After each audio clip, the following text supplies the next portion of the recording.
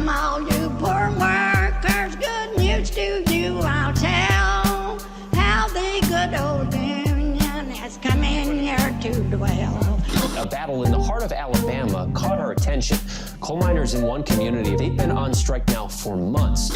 Working as long as 12 hours a day, 7 days a week, in some of the most dangerous conditions. I really think that the labor movement is the single greatest force for democracy in the history of the United States. The story of Alabama is a story of not just resilience, but of militancy. I say no contract, you say no code. No contract, no contract. If we ain't all free, ain't none of us free. You're listening to Alabama's only union talk radio show, The Valley Labor Report, with Adam Keller and Jacob Morrison.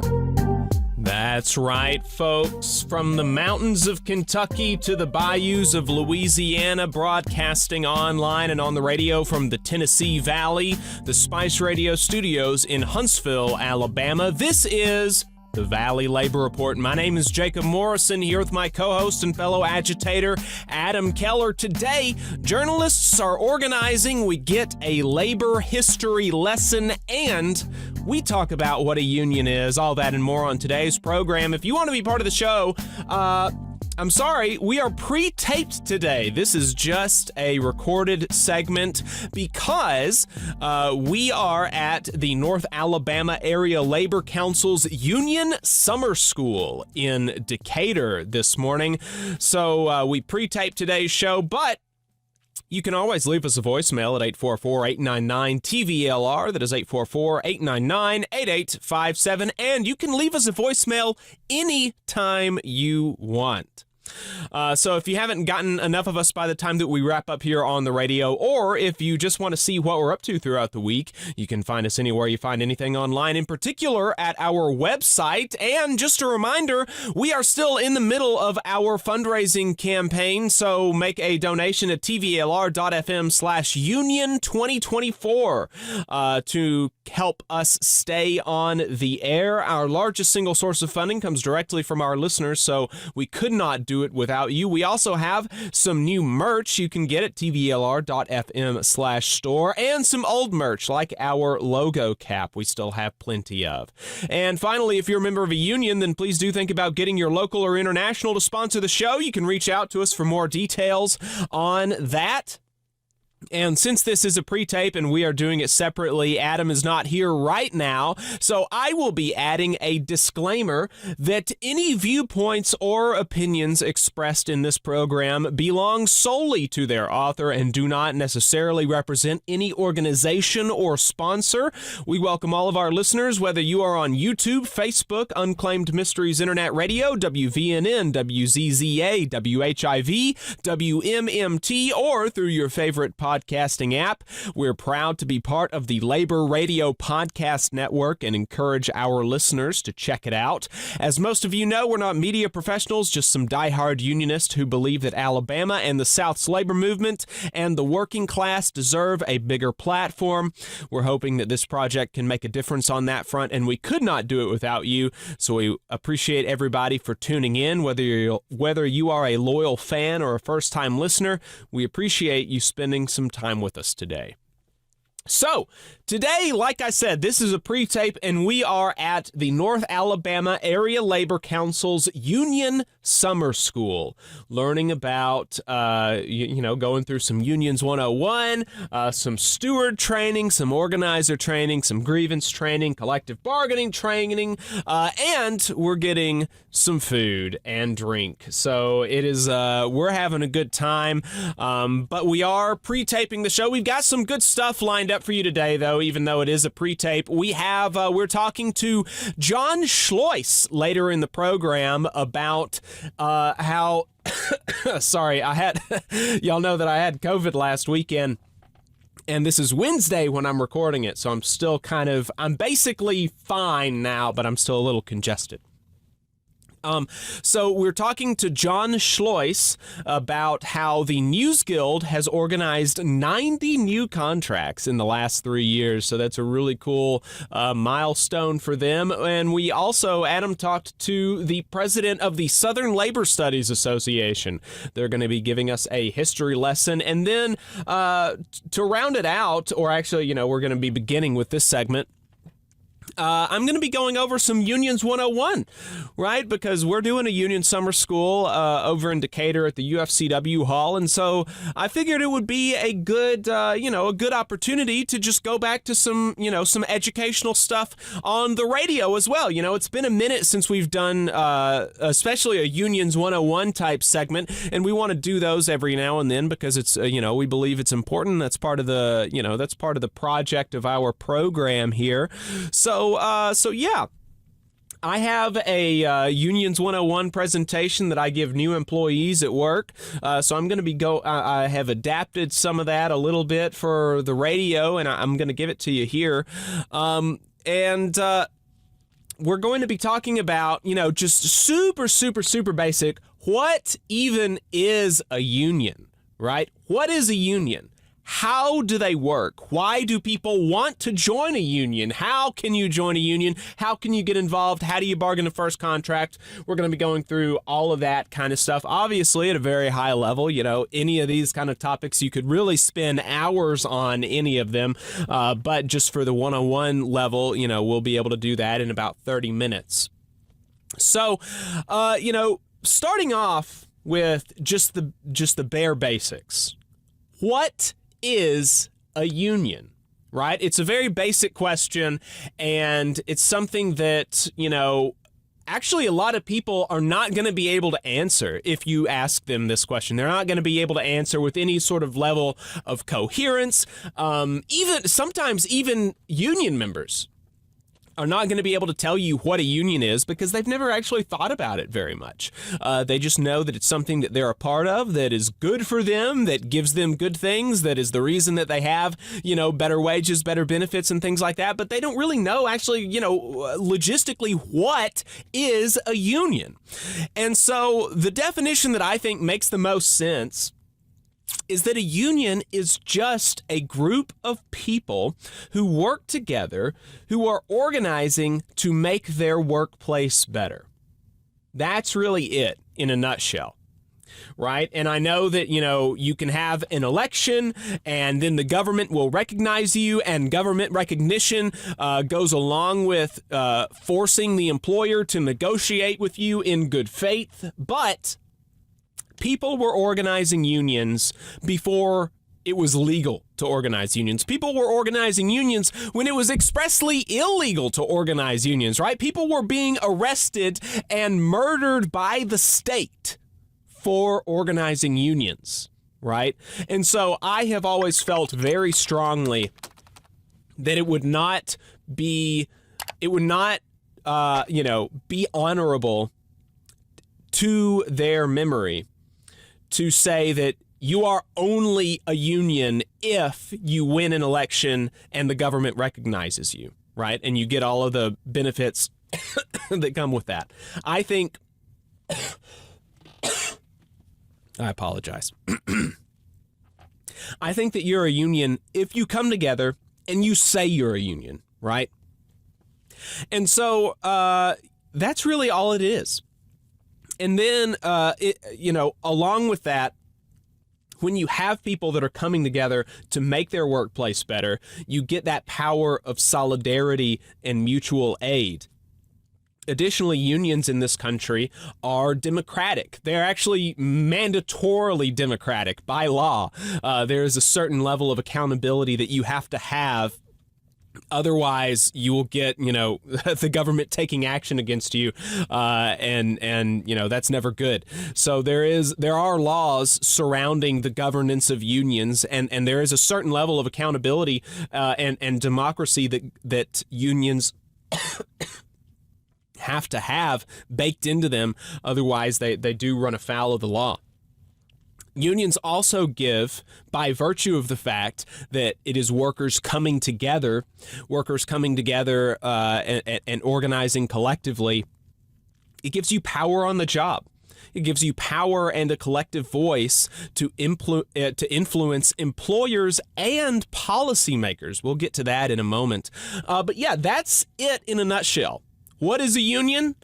It's two or more folks working together to make their workplace better. It is solidarity, it is democracy, it is power, it is mutual aid. That is what a union is, like theoretically, philosophically, right?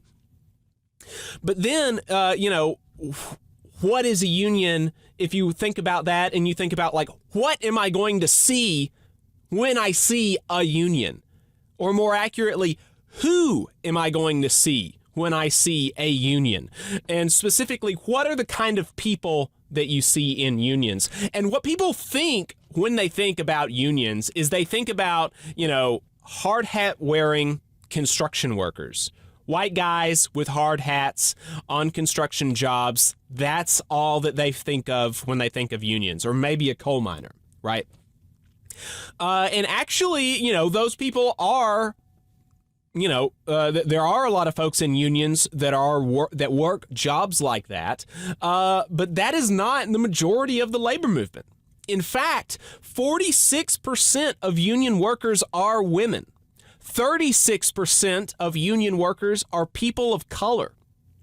And this is a fun one. 42% of union workers have a bachelor's degree or higher. A lot of people think that you don't need a union if you have a bachelor's degree, if you're smart, if you work at a computer, right? They think that that's not necessary, that you don't need a union if you have one of those jobs or if you are educated. And that's just not true.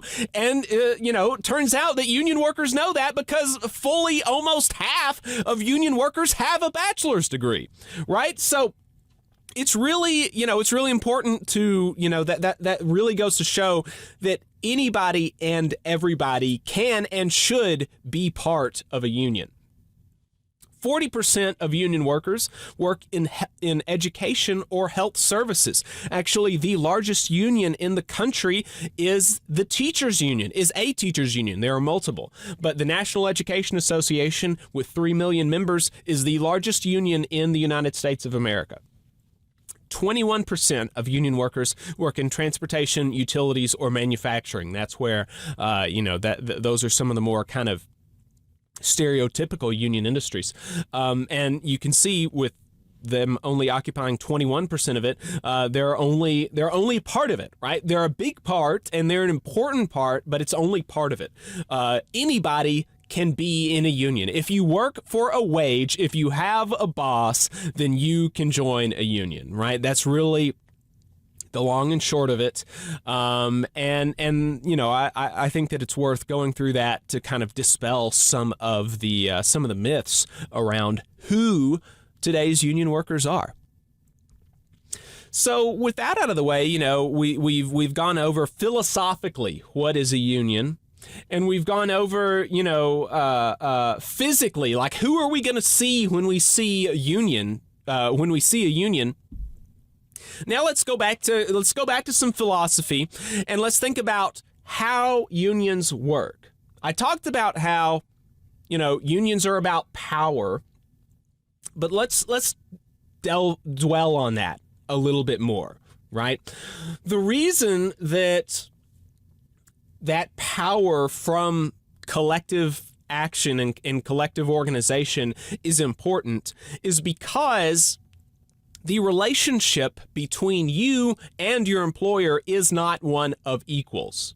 Being in a union fixes that imbalance. And it's really intuitive if you think about it, because that if you are unhappy with your working conditions and you leave, basically no matter who you are, no matter how great you are at your job, the workplace is going to be able to go along fine the next day.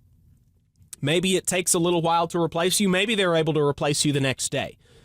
But if you alone quit your job, that's not a deal breaker for any company, right? if you alone engage in some sort of protest, if you alone write some sort of letter, maybe because your boss just doesn't like conflict, or maybe even your boss is nice, if you, engage in those kinds of actions individually, maybe you'll be able to resolve it, but maybe you won't. And if you are able to resolve it, it's not because, you have that much power. It's just because, by the whim of your boss, right? But if everybody in your workplace got up and said, we are not working until this is fixed, we are not working until this is changed, well, you've stopped production, right? Your workplace simply cannot function if you do not have everybody working. And that really, and just to take a step back, this isn't part of the presentation, but it's worth dwelling on since I'm on the radio. There's a question about, where does value come from? Does value come from labor, or does value come from capital, right? And obviously, if you think about that, if you think about what happens when you remove all of the labor from an equation, then, the equation stops. If you remove all the capital from an equation, labor can create more capital. Right? If you think about a manufacturing facility and you remove all of the, the capital intensive goods, the machines that you need to do those sorts of manufacturing, you can create those machines again through labor, right? But those machines, which are capital, and capital is really just dead labor, those machines cannot create more labor. They have to have labor to create value, right? So labor is the source of all value. When I say labor creates all wealth, I do not mean that like, I do not mean that. I very much mean that labor creates all wealth. Okay? Capital does not create wealth. Capital is dead labor. That's all it is, right? So, back to, how does this power work? If everybody in your workplace protests, if everybody in your workplace stands up and says, we're not working until this problem is fixed, well, then by golly, your boss is going to have to fix the problem. And that's the power that we're talking about. It doesn't even have to escalate all the way to a strike or even to a job action, but just having everybody pushing in one direction, everybody working for the same thing, gives you power. It gives you much more power than you would have on your own. And that is what being in a union does. It fixes the imbalance. And that's where our strength comes from. And whether we change conditions through grievances, through job actions, or through political pressure, if we are not together, we don't have power, right? And that's how unions work. That's how unions work. And along those lines of being together, of having power collectively, we have dues. We have dues. Dues is one of the first things that anti-union folks will try to talk about to try to make people scared of unions. They'll say that unions only want your dues. You'll get the same as you get without a union. You just won't have to pay the dues if you don't unionize. So don't unionize. Dues are bad. Dues are so bad. Wouldn't you hate to pay money to a union, et cetera, right? But union dues are important. Union dues are very important. And it's not because unions are a business and we're just trying to grow and we want, it's just for the sake of itself, right? Union dues are important because they sustain the organization that is responsible for bringing power to working people. Without, we do not, as workers, we are not individually wealthy, and we cannot, just on a dime, drop thousands of dollars for any reason, right? And so that's why it's important for everybody to pitch in a little bit in timely increments so that we can be able to have these types of resources, right? Because our employers, whether they are private sector employers or whether they're the government, our employers really have more or less kind of unlimited funds that they can do with what they want, particularly as it relates to fighting us, right?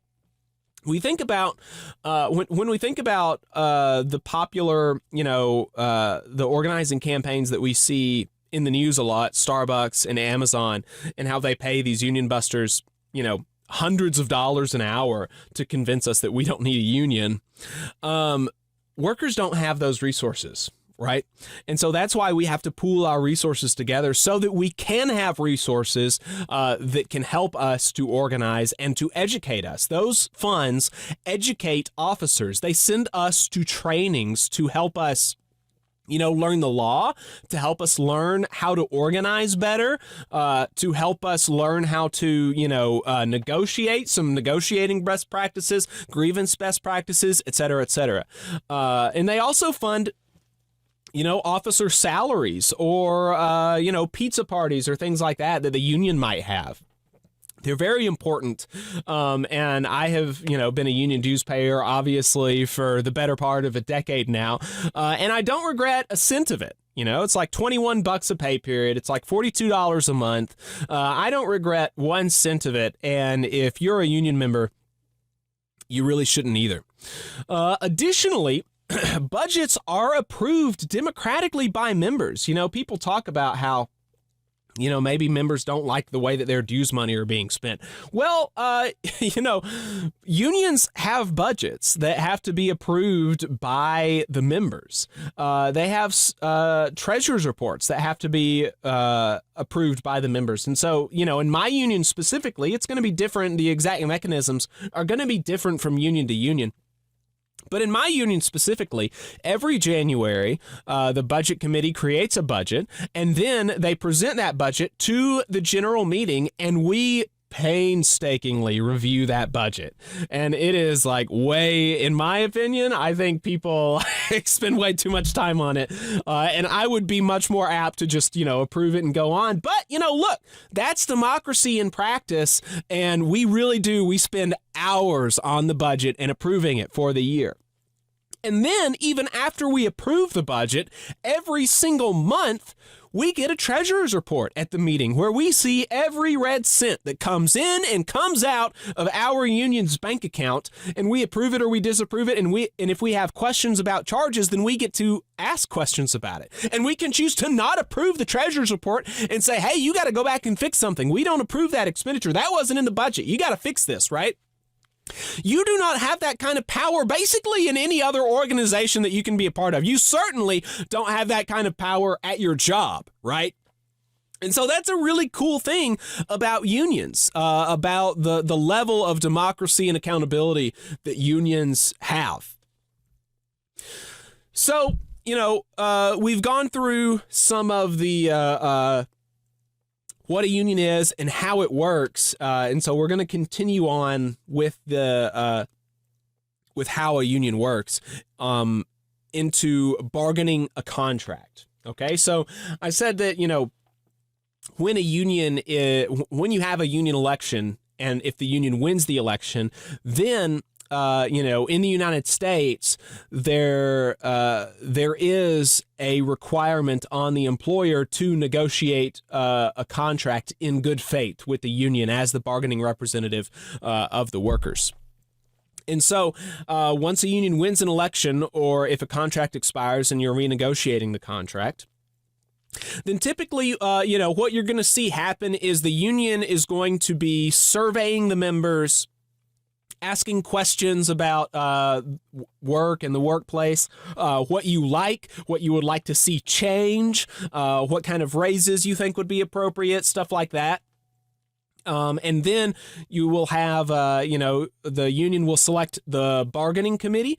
This is done in different ways in different unions. Some unions appoint the bargaining committee. Some unions elect the bargaining committee. My preference would be elections, but, I'm kind of very pro small. I'm a small d Democrat in that way, right? I like democracy, but Not all unions do that. But once you have the negotiating committee will take a look at the member surveys and try to identify some key proposals. And then the union negotiating committee and the company negotiating committee will exchange proposals. They will negotiate. And then they'll try to come to an agreement. Now, sometimes you're not going to be able to come to an agreement, or you're not going to be able to come to an agreement quickly. And so you might have to take a vote to strike. And now this is something that another thing that anti-union types like to do is they like to fearmonger about strikes. What they won't tell you is that you have a say in whether or not you go on strike, right? You have to vote to authorize a strike before the union can call a strike. And that's what happens anytime you see a strike. It's because the members have authorized it, right? So if you don't think that you need to strike over an issue, then you can vote not to strike over an issue. So if there's like an impasse, then the negotiating committee might request strike authorization. They'll have the vote. Presumably, the vote comes back yes. We empower the negotiating committee to strike if necessary, and then you might see a strike, and that is something that will put some more pressure on the company to negotiate a contract. Once you get a tentative agreement, the tentative agreement will be shared with the members, and the members will be able to review it and take a look at it, and then they'll be able to vote yay or nay. If the members like the contract, then they'll be able to vote yes and accept it, and then there you go. You have a new contract, and you have new conditions of employment.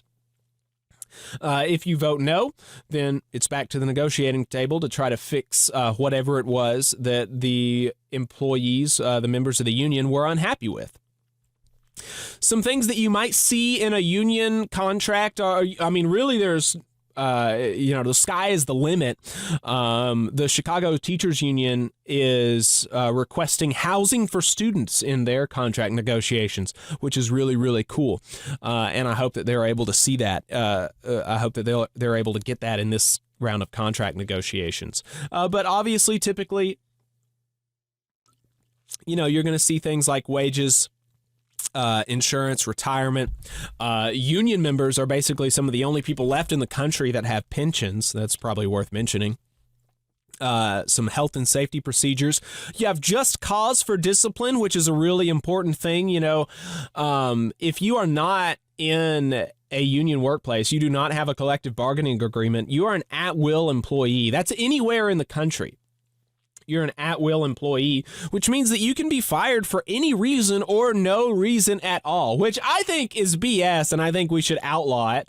I don't think that's a good state of affairs, but nevertheless, that is the state of affairs that exists, unless you have a union contract where and you have a just cause provision in your contract, which will, lay out the procedures for discipline, and presumably you'll have some sort of progressive discipline in there. And you'll have, criteria that you can be punished for or ultimately terminated for. You'll also see, provisions about time off, scheduling, how overtime works. You'll have education and training, fair transfer procedures, staffing provisions, diversity provisions, seniority provisions, things like this. Seniority is another thing that for some reason employers think is a good way to, lambast unions. And it's something that I've never really understood, because seniority seems really to be like... Seniority seems to me like it is one of the most common sense things that you could have in a contract, because when some of the reasons that are given for not liking seniority is that, if I work harder than this 65, 70-year-old guy and I produce more, then I should be able to make more money than him, right? Why shouldn't I? And that just doesn't make sense to me. And I think that, if people were to think about it for more than 2 seconds, they would agree. But, if this guy is 67, 70 years old, has been working for this company for 50 years, then no doubt he also had times where he was 20 and working really good and was very, very productive, right? But he sacrificed those years of his life, the best years, most of his waking life, he sacrificed to a company. And so, yeah, I think he deserves actually a lot, like a hell of a lot for that sacrifice. And yes, I think that means he should make more money than a 25-year-old who is more productive. He should have a priority over a 25-year-old who is more productive in terms of, reductions in force or layoffs or things like this, right? You should have seniority should get you a lot, right? I think that makes sense. Now, the important thing about a union contract is that it's negotiated by the union, which is made up of the workers. So if workers in a certain workplace don't agree with me that seniority is an important thing, they could outvote me and not put much weight on seniority. And that's the beauty of democracy, right? If people in some workplace say, I don't care about seniority, I just want to be, compensated for productivity, well, I think that's dumb, but you could put that in your union contract if you wanted, right? It's totally up to you. That's the beauty of democracy and the beauty of a union and what you can do in a union. I think that's great, even if I disagree with it. So now we get to contract enforcement. Okay, so we've bargained a contract, we've got a great contract, we've got seniority, but, now comes enforcement. Because if you don't enforce it, it's just a piece of paper, right? And so one of the first lines of defense are going to be union stewards. Stewards are trained in, grievance procedures. They're sent off for union trainings to learn about labor law, to learn about, how to do investigations, to, you get all sorts of training as a union steward, or you should. Stewards are the ones that are going to file grievances when a contract is violated and hold management to account. And ultimately, the grievance procedure typically ends in like binding arbitration or something like that. So, having stewards and having active stewards and having an active membership who reports to stewards regularly is very important to enforcing the contract. Because, you could theoretically have the best contract in the world, but if you don't make sure, if you don't stop management when they try to violate it, it's just a piece of paper. It doesn't mean anything. The bottom line is that without a union, management controls all the decisions. In non-union workplaces, management has the right to set or change each worker's pay, benefits, working conditions at any time for any reason without consultation. They also have the right to fire workers for any reason or no reason. Right? I think that's BS. I think that you shouldn't have to put up with that. And that's why I think that, everybody should join a union. But nevertheless, that's not the state of affairs that we are in right now. So that's really the difference. In a union workplace, you have a contract that you have negotiated and that neither you nor management can change on a whim. You have to negotiate changes in the contract. I think that's really beautiful. Now, speaking of enforcing the contract, some people think that unions only help bad workers, right? That's a real misconception, I think. One reason that it's a misconception is that most people who actually come to the union and need help never think they are going to be the ones who need help. Every single person that I have taken through the grievance process to a person has said something along the lines of, I never thought it would be me, right? I always thought that I worked great. I've always had a great relationship with my supervisor. I always do good work. But now this issue has risen and I can't seem to find relief, right? And that's actually the situation that most people who have to come to the union for help find themselves in, right? But also, in addition to that, unions can only enforce the contract or make change that the membership is behind, right? So management is never going to agree to a contract that does not allow them to discipline or terminate a worker who is really harming production, right? You're just never going to get a contract like that. Management would never agree to it.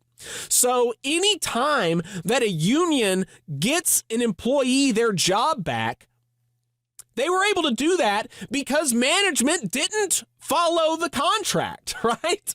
So that's an important thing for people to recognize when they feel like, unions are only helping the bad employees. The union is only able to enforce the contract or make change that the membership is behind, right?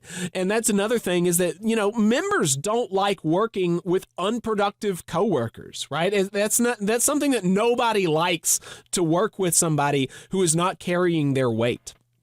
So if you are, a worker, you want to have somebody next to you that you don't feel like you have to do their job for them.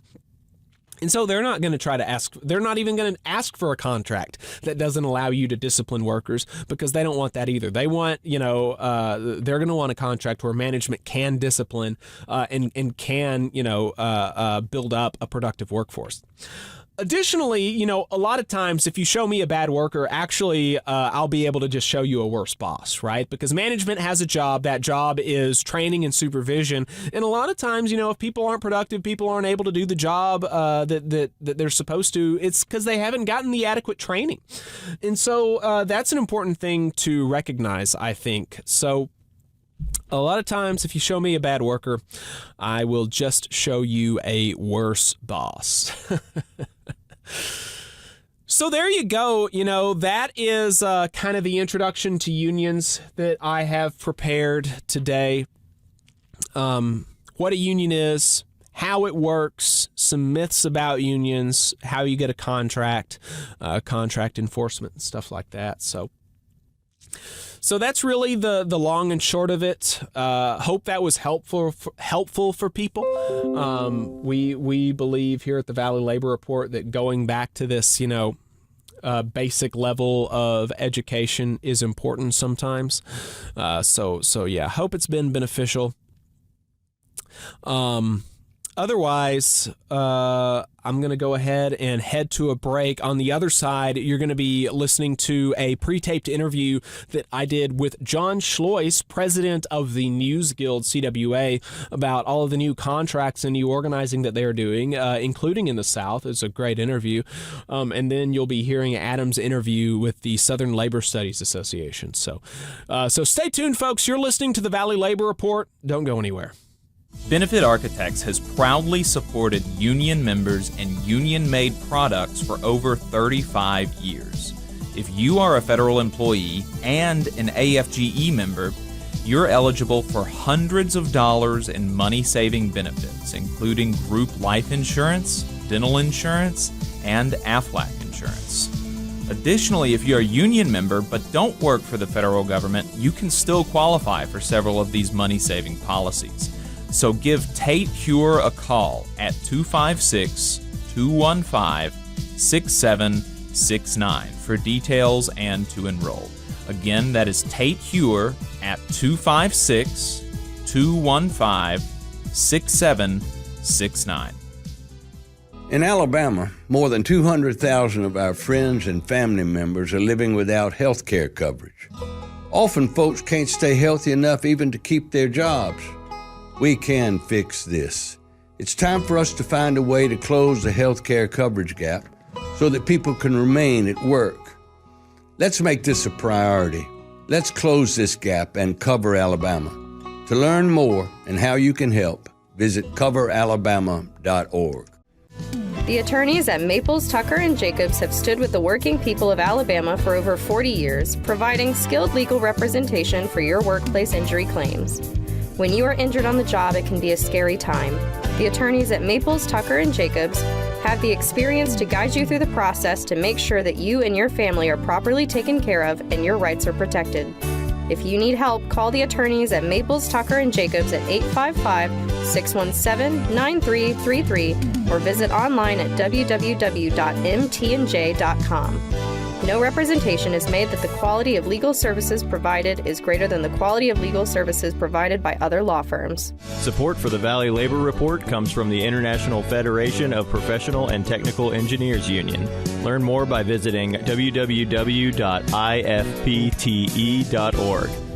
Are you looking for a better future, a career that can have you set for life, and to be a part of something that's bigger than yourself? If you are, then consider a skilled trades apprenticeship with the International Union of Painters and Allied Trades. The work of IUPAT is all around us, from the industrial painters who work on the bridges to drywall finishers, floor coverers, the glazers who install the glass in our skylines, and so much more. With an IUPAT apprenticeship, you earn while you learn and receive benefits while learning the trade, including a pension. We provide world-class education free of charge. That's right, no student debt.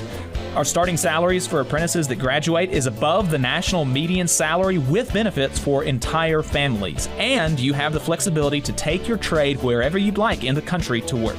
IUPAT District Council 77 covers our entire region, so give Adam Booth a call at 205-603-3142 for more information. Again, that phone number is 205-603-3142.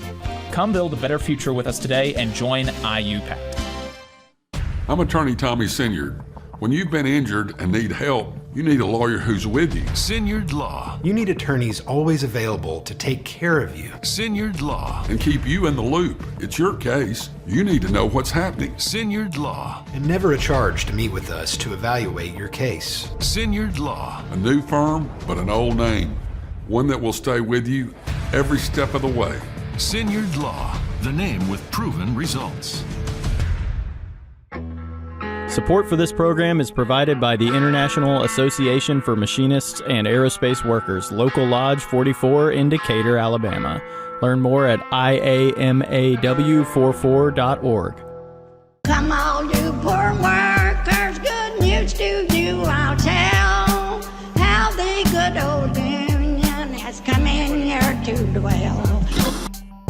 Folks, you're still listening to the Valley Labor Report. My name is Jacob Morrison. I have on the line with me Jon Schleuss, president of the NewsGuild CWA. I got a press release from the NewsGuild here recently saying that they have just finished negotiating 90 first contracts in the last 3 years. That is a very exciting milestone, I'm sure, for their union. And they've been doing a lot of organizing work recently. I mean, if you're on Twitter at all, or you're in kind of the labor space at all, you're aware of the moves that the NewsGuild is making, and it's very impressive. And we really love to see it, especially all the work that's going on in the South as a radio program in the South in Alabama, Louisiana, and Kentucky. We love to see that kind of stuff. So, Jon, really appreciate you taking the time to talk with us today.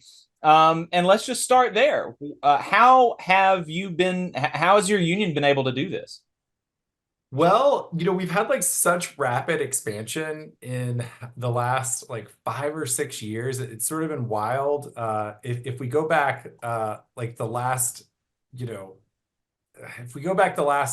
to 2018, we've actually added more than 10,000 members to the NewsGuild, which is sort of wild to think about. And that's more than 220 or so bargaining units. But like you said, in the last 3 years, we've been able to negotiate more than 90 contracts, and I feel like they're just kind of coming in like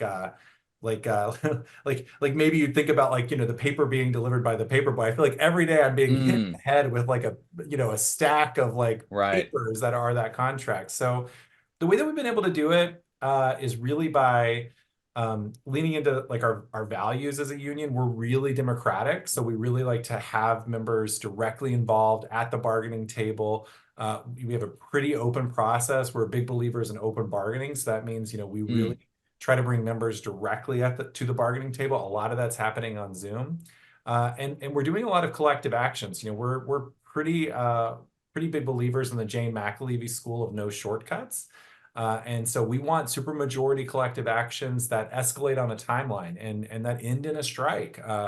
back when I joined the NewsGuild as a member, as a rank and filer, not that many years ago, back in 2018 when we first unionized, we didn't talk about striking at all. And last year we had 33 strikes. This year we've had already 33 strikes. So, you know, we're a striking union. We're open, we're democratic, and we're bringing members in. And I think that kind of pressure puts a lot of pressure on the boss to actually agree to a deal. And that's why we've gotten so many. You know, I agree with that, and I think that's very important. But there are a lot of people out there that are very skeptical of the idea that, I mean, some people are even skeptical of the idea that you should strike at all. But the more good faith kind of people, or the people who've thought about it a little bit more critically than that first group, they're skeptical of the idea that you would want to put that forward as a possibility that you are, you know, excited may be a bit too strong of a word, but that you are willing and more than willing to utilize this tool. There are a lot of people that think that that's too adversarial.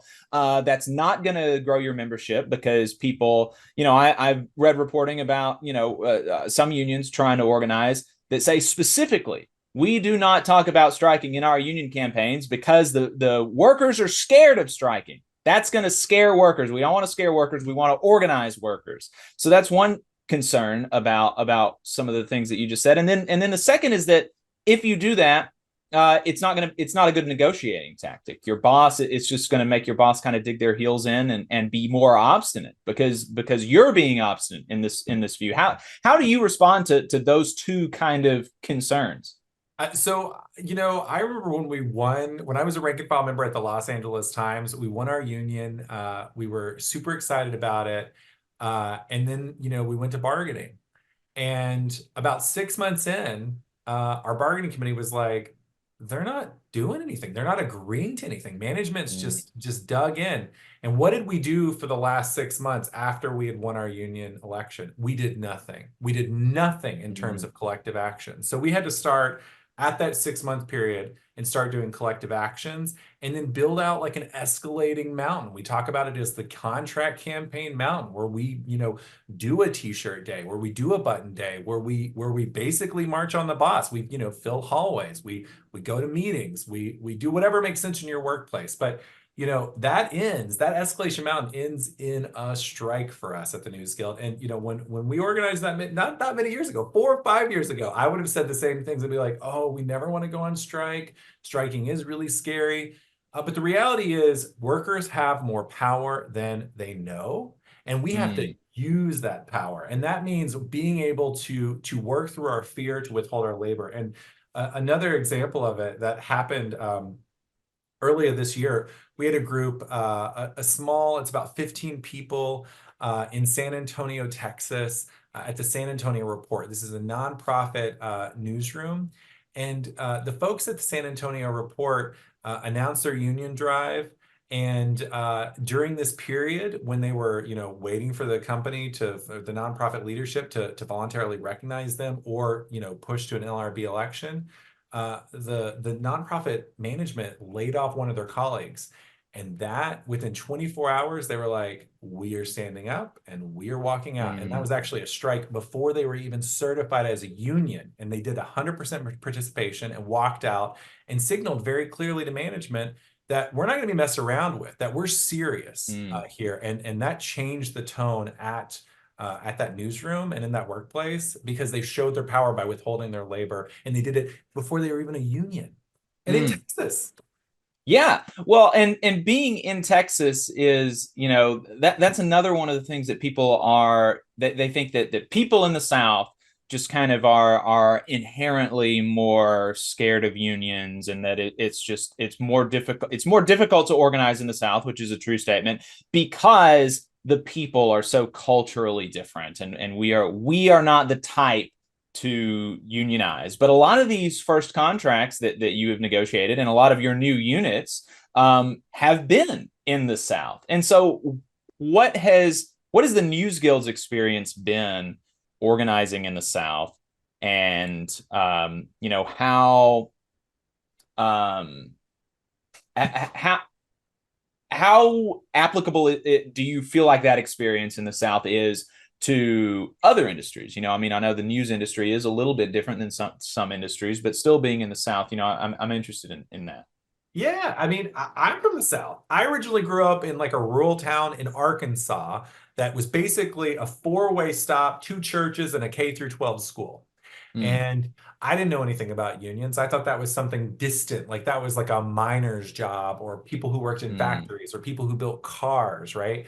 Like I didn't think of it as something that could be something for me in Arkansas. And I didn't really experience it until I started having trouble at my workplace. And my colleagues were like, what are we going to do? Are we either going to just like all like slowly quit over time, or are we actually going to come back and make demands of this company to be respectful to us and to make sure that like we're actually respecting the people who depend on us, which, for us, it's a lot of journalists, but it's that, and journalists, we really work for our communities. So for us, it was like, well, we got to be here to fight for our actual publication so that it exists for them. Because what happens if you don't have journalists covering city hall and taxes and elections, you don't have a democracy. So that was really big for us. So, that is that's been like we've actually had a ton of organizing drives and we've won a bunch of first contracts in the South. Most recently, just last month in July, at the end of the month, we won first contracts at the Palm Beach Post and the Daily News in Florida. We also got a first contract in Fort Myers, like basically on the same day. This is owned by Gannett, which is a large news chain, but those workers actually were able to fight back on Gannett's ridiculous demands to have all of these abilities to like replace workers with artificial intelligence. They wanted to cut the 401k. They were really resistant to like giving people like a mileage reimbursement rate that was matching the IRS, because reporters and photographers have to drive around for their jobs like all the time. So they won a lot of really good stuff. So that was the first contract. The Miami Herald, a different chain, but in Miami, which is not necessarily like a huge labor organizing hotspot. Those folks organized a few years ago and also got a first contract, and we're about to go into a second contract negotiation. The Dallas Morning News, they unionized about 3 years ago, got a contract last year. Dallas Morning News is where in the editorial pages back in the 1970s, that's where we got the phrase right to work. Because editorial page actually wrote about, how proud they were to create this movement of right to work, which is essentially, as we all know, just an effort to prevent people from paying union dues and creating like a loophole so that it makes it difficult for unions to actually and people to come together to build power.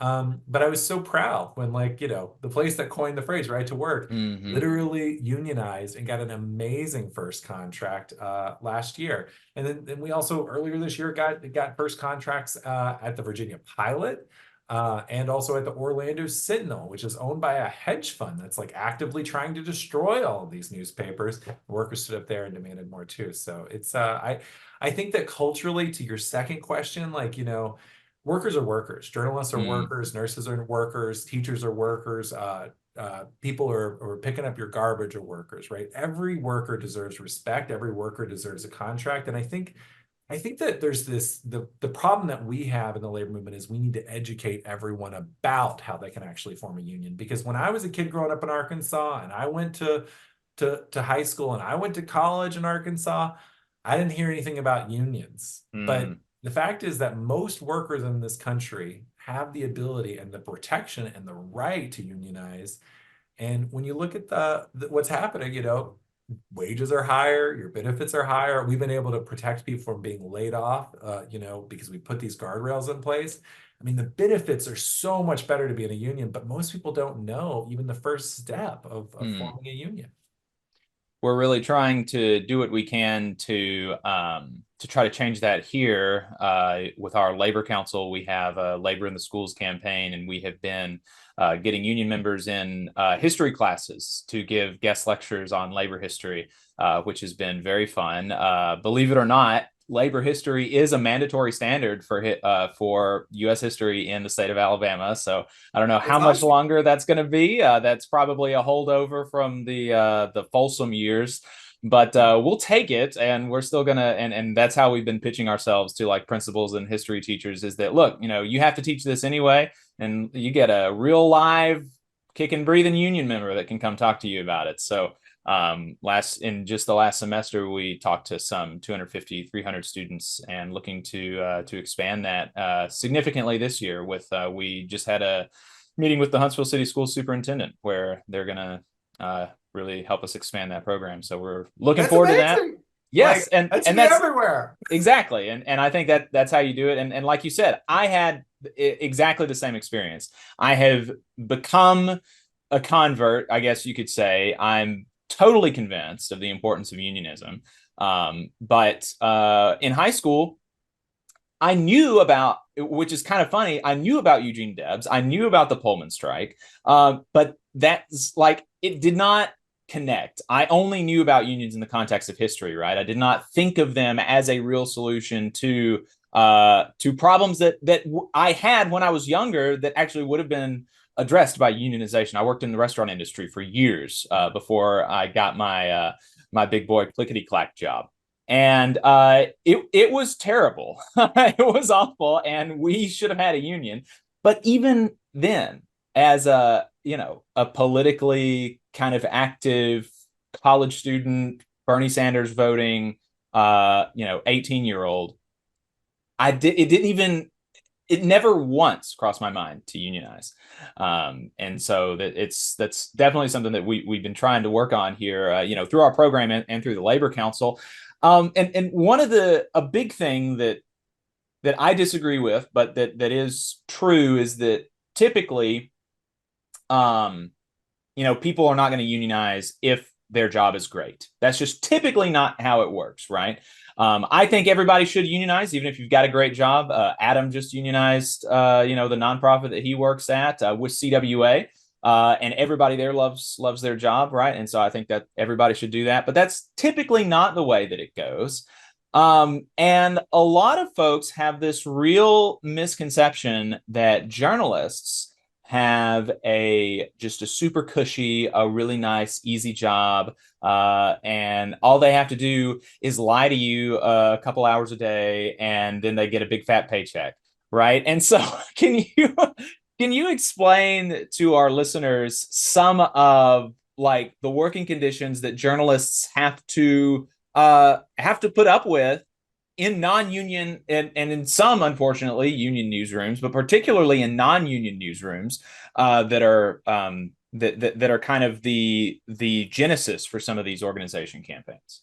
Sure. I mean, it's rough for journalists. Like, we actually have been losing jobs at like one of the fastest rates in our country when you look at every industry. We've lost 45,000 jobs in the last 15 years. Which is a big reason that we've had thousands of journalists unionize in the last decade. But it's rough. I remember when my first job in journalism, first full-time job in journalism, was at the Arkansas Democrat-Gazette, which is the state paper in my home state. And 3 months into my job, I was the online editor there, but 3 months into the job, we basically found out that we were merging with the competition. There used to be 2 newspapers in Northwest Arkansas, 2 newspaper groups. And so we were merging with the competition, and 500 people were going to lose their jobs. And so they kind of took half of each of the companies and smushed them together. But then since then, we've lost, hundreds of other jobs as well. And so, right now, journalism is going through a pretty terrible place. And, some places are doing okay. So the New York Times, just announced more profits and even, 300,000 more digital subscribers, which is great. But, our members who work in places like Florida and at local newspapers, I mean, that's the majority of the newspapers and majority of journalists in our country. They're having a tough time. I mean, I've got members in Florida who've had to sell their blood plasma, or wow. And members in New Jersey who've had to go to a food bank regularly, be able to feed their family.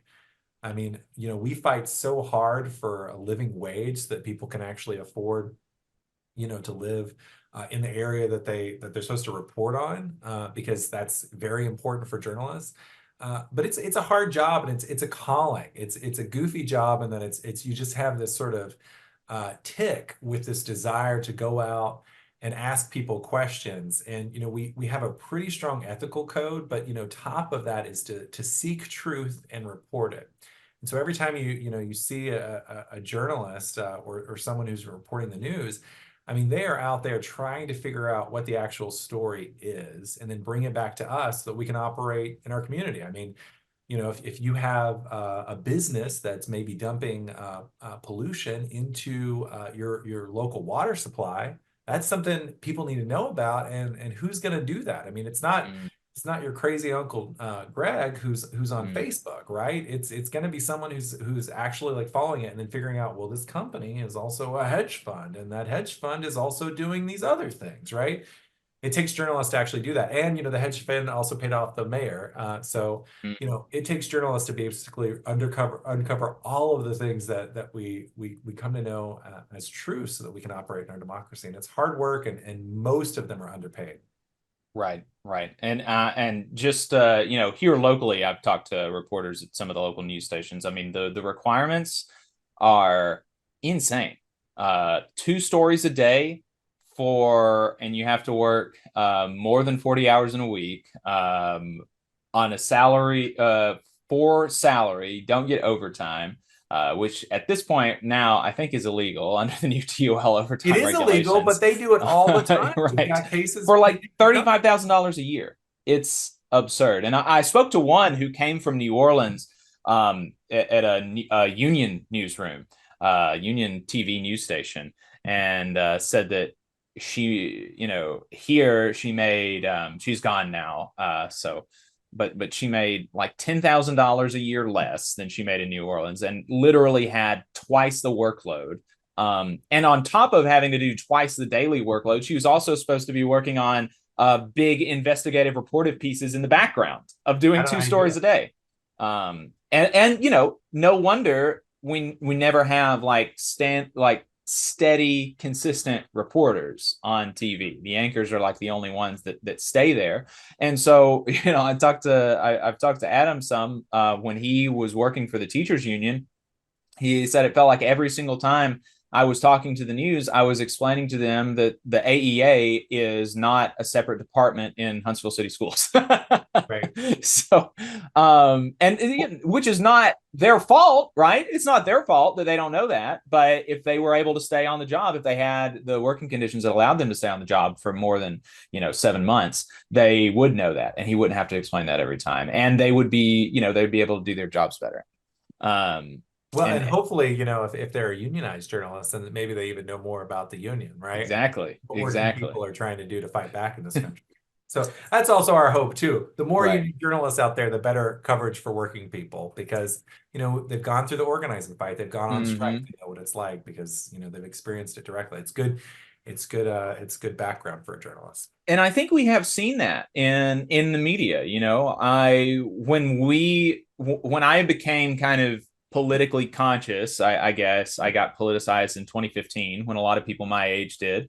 And, it just, unions were not really a topic of conversation politically or, day to day or on the news.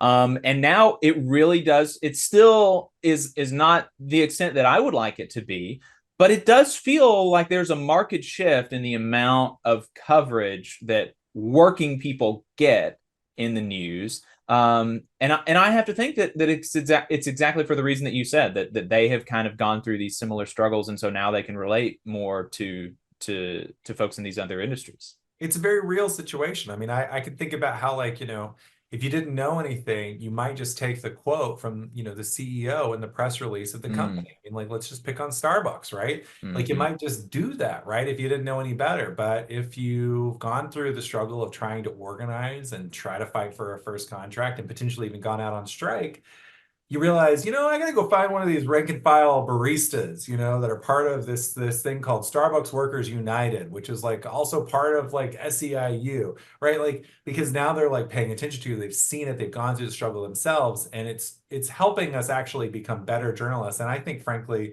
union journalists are better journalists, and I want all journalists to be union journalists, because it also gives them the ability of job protection, right? We talk about the importance of job protection and quality in the building trades, right? And Right. in a lot of these different industries, for nurses, for hospitals, right? Making sure that patients have the care that they need. A union journalist is also someone who's given the ability and the freedom to actively go after those investigations, which, maybe management sometimes doesn't want in some places. I mean, we've had instances in newsrooms that have been questionable with management, and it's allowed our members to actually have job protections to follow the story where it needs to be followed. Absolutely. And I think that anybody, if they think about that for more than, for more than just a couple of seconds, they should be able to recognize that, like, oh, having a journalist be an at-will employee really does not make a lot of sense. And that directly affects their ability to perform their job. I think that you should be able to recognize that. And so, as we're wrapping up, want to be respectful of your time and appreciate you taking the time to talk to us. Y'all have seen a lot of growth, as you mentioned, over the years. You said 10,000 new members since 2018. What are some lessons that you think that other unions could take from some of the things that y'all have been doing to grow their membership, build density in their industry? And then if I'm a journalist that's listening to this on the radio, and I say, oh, wow, that sounds great. I do think it's BS that I'm at will. I don't want to be at will anymore. Who do they call, Jon? Who do they call? Well, Ghostbusters.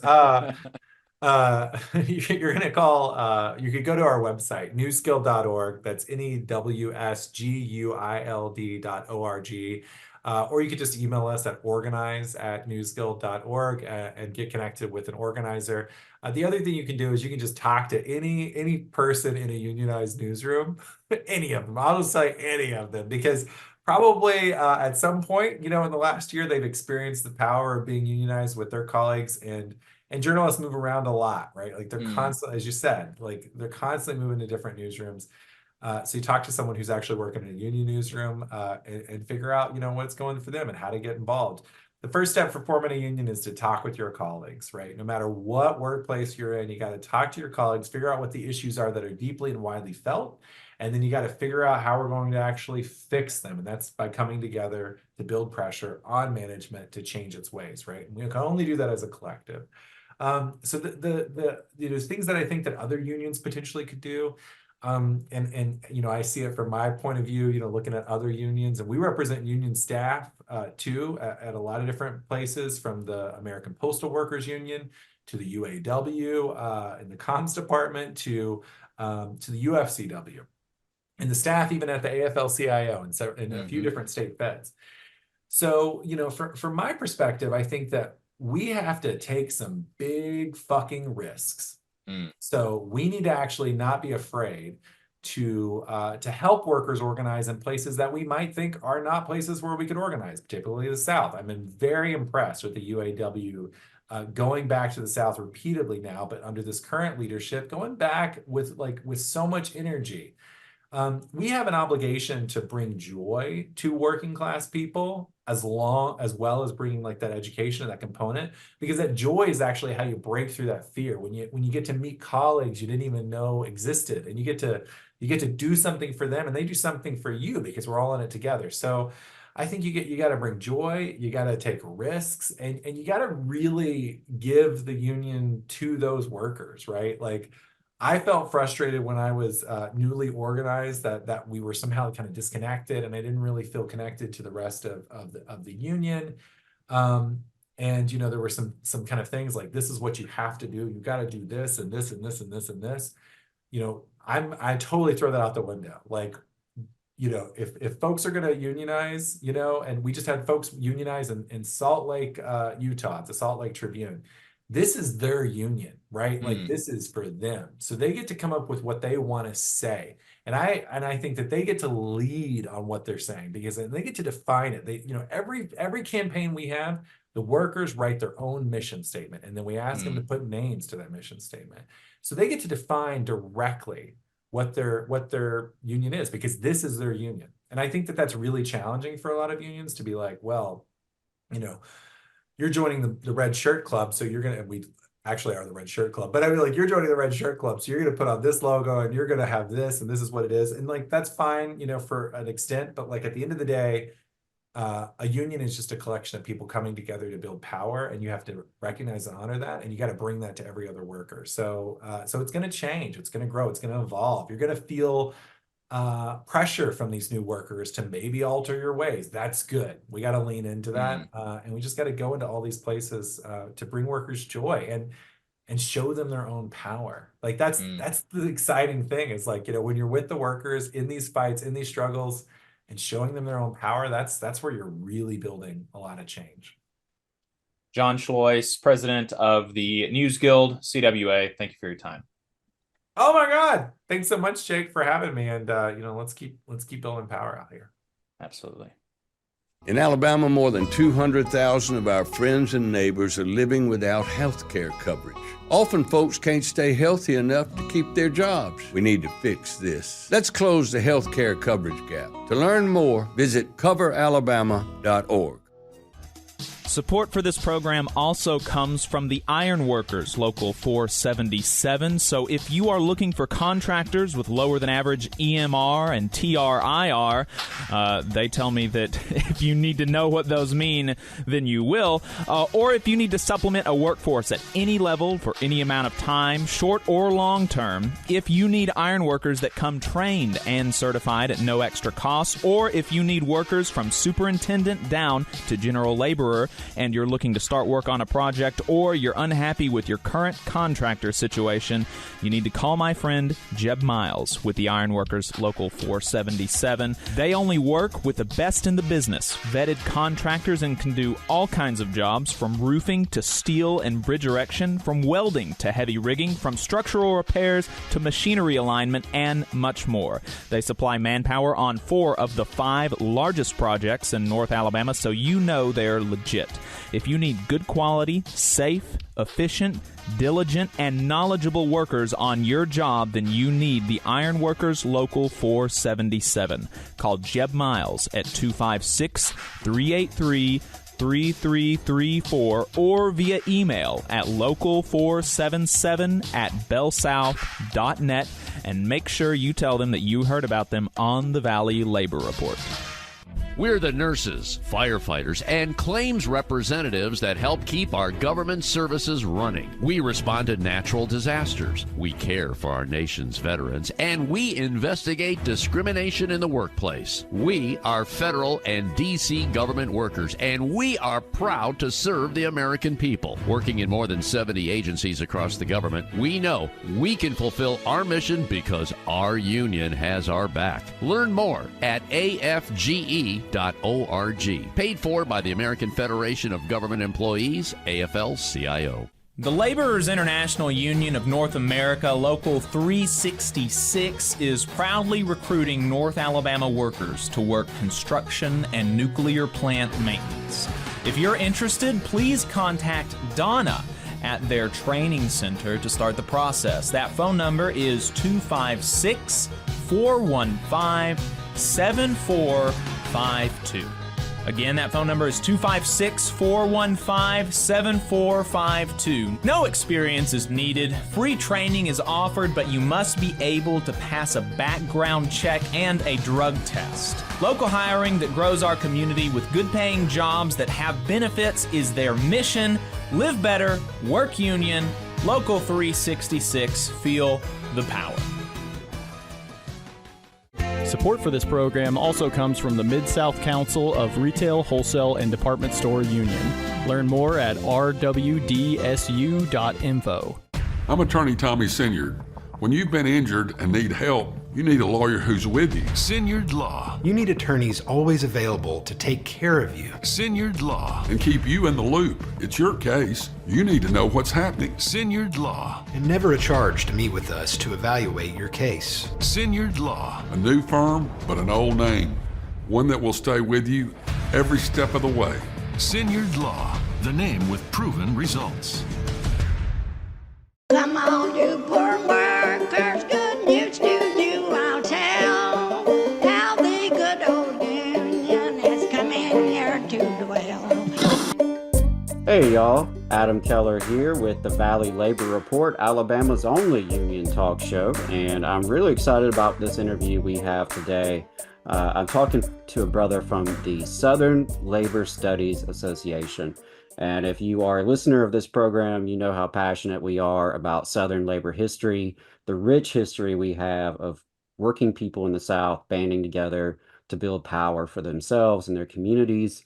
So I'm really excited to talk to Max today about Southern labor history and how we can all rebuild that legacy and share it with the next generation. So, Max, welcome to the show.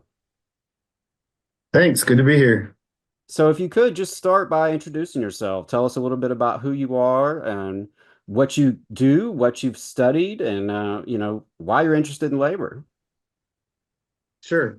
Well, yeah, I'm excited to be here on the radio with you all, and these kinds of community-based shows and stations are so important to the future of democracy in our region and our country. I'm Max Krochmal. I'm a professor of history at University of New Orleans, UNO, where I also direct our program in justice studies.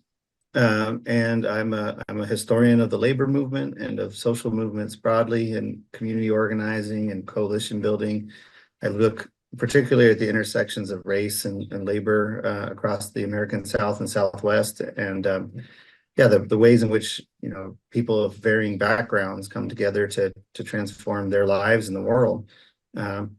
Before coming to New Orleans, I taught and worked and lived in Texas for quite a while. Before that, did grad school in North Carolina. So I've been in the South for more than 20 years now, and that's a key place for working people, and not just locally, but for the nation and for the world. And so I'm a historian, and I'm also president of the Southern Labor Studies Association, as you mentioned, which is a group of scholars in the area. I guess you asked me why did I get into labor? Well, I had also been a union organizer, and I'm inherited a tradition of labor militancy in my family. From outside of the South, from other regions, but my grandparents were at the center of the old left, and I grew up with a lot of those stories before me, and some kind of a deep sense of injustice about inequality and about being a poor person in America. And I think that then led me to college, and when I was in college, to the labor movement, where I could really learn something on the ground. That's really cool. I mean, I love to hear the family heritage that so many folks in our movement have, and I'm a person who didn't really have that coming into the movement, so it's always fascinating when I talk to folks who did have that upbringing, but it's also really cool to hear the union organizing background, because I think often there's a disconnect between like academics who study the movement and those who are the organizers and practitioners inside the movement. So I think it's always great when folks have a foot in both worlds and can really see both perspectives there. And so tell us a little bit about the Southern Labor Studies Association. You mentioned you're the president. What is your organization? What are y'all about, and what do you do? Yeah, so the Southern Labor Studies Association is a voluntary group of scholars, mostly historians, but people from other fields as well as activists, labor journalists, people who are just interested in both the past and sort of present and future of labor across the American South. And it started out many years ago. There was a conference that would meet regularly in Georgia, in Georgia State University. Merle Reed and Gary Fink had organized that, I think, going back to 1976. And then I think it was around 2007 or 2009, somewhere in there. We had a meeting with LACHA, the National U.S. Labor and Working Class History Association, at Duke University, and decided, let's make Southern Labor Studies its own association as well, and sort of regional branch. And then we kind of kept spinning off on our own. But since then, we've met about every 2 years, and we have a large meeting where folks give papers, and there are roundtable panels, and discussions among both scholars and activists to think about what we can learn from the region's history, and particularly with an eye toward transforming it in the future. So yeah, this fall in September 19th to 22nd, we'll be meeting in Chattanooga at the University of Tennessee at Chattanooga. And we have, I don't know, more than 20 panels of people coming together over a few days to explore different aspects of Southern labor. And we define that very broadly. You know, labor is not just people who are in unions. It's not just like industrial workers and hard hats and craftsmen. You know, we very much take an approach that emphasizes everybody who works and all the different kinds of work. And so that means looking at women and women's labor, looking at race and folks of color, looking at queer workers, and thinking about, you know, people inside and outside of the formal economy, people who are farmers, really anything about you know, about how working people live and how we fight in order to create a better world. So we have a really exciting meeting coming up. Among other things, we have a session that will be honoring Dr. Tara Hunter and her path-breaking work on African-American washerwomen in Southern history, Atlanta and beyond. From really the Reconstruction era well into the 20th century. Just a brilliant book that many of us grew up on, and we're excited to have a conversation about that with her. We also have a panel, because we're meeting in Chattanooga, that will be focused on the victory there of the UAW auto workers at Volkswagen. You know, the first new unionization of an auto factory in the South in decades. And so we're very excited that the chief strategist of the UAW International will be there, Chris Brooks. Nelson Lichtenstein, who's a leading historian of the union, will be there. Rank and file leaders from Chattanooga will be there, and as well as community organizers from that area. So, you know, I think it's going to be a really exciting gathering and a chance for us to take stock of where we are and where we want to go. Yeah, I'm really excited about it. I've already registered. I highly recommend folks, if you're in the area, if you can make it, especially if you're in the Tennessee Valley here. Of course, you're not too far from Chattanooga.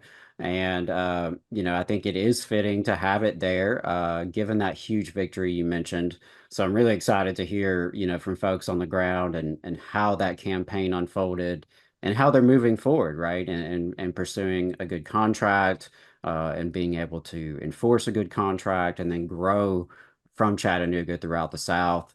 And also appreciate what you mentioned about, this broader perspective of labor. Because, I think, a lot of folks, they hear labor and, they may think, well, a union guy, a big burly union guy in a hard hat, right? And that's not necessarily representative of the entire working class, those who work, those who don't own.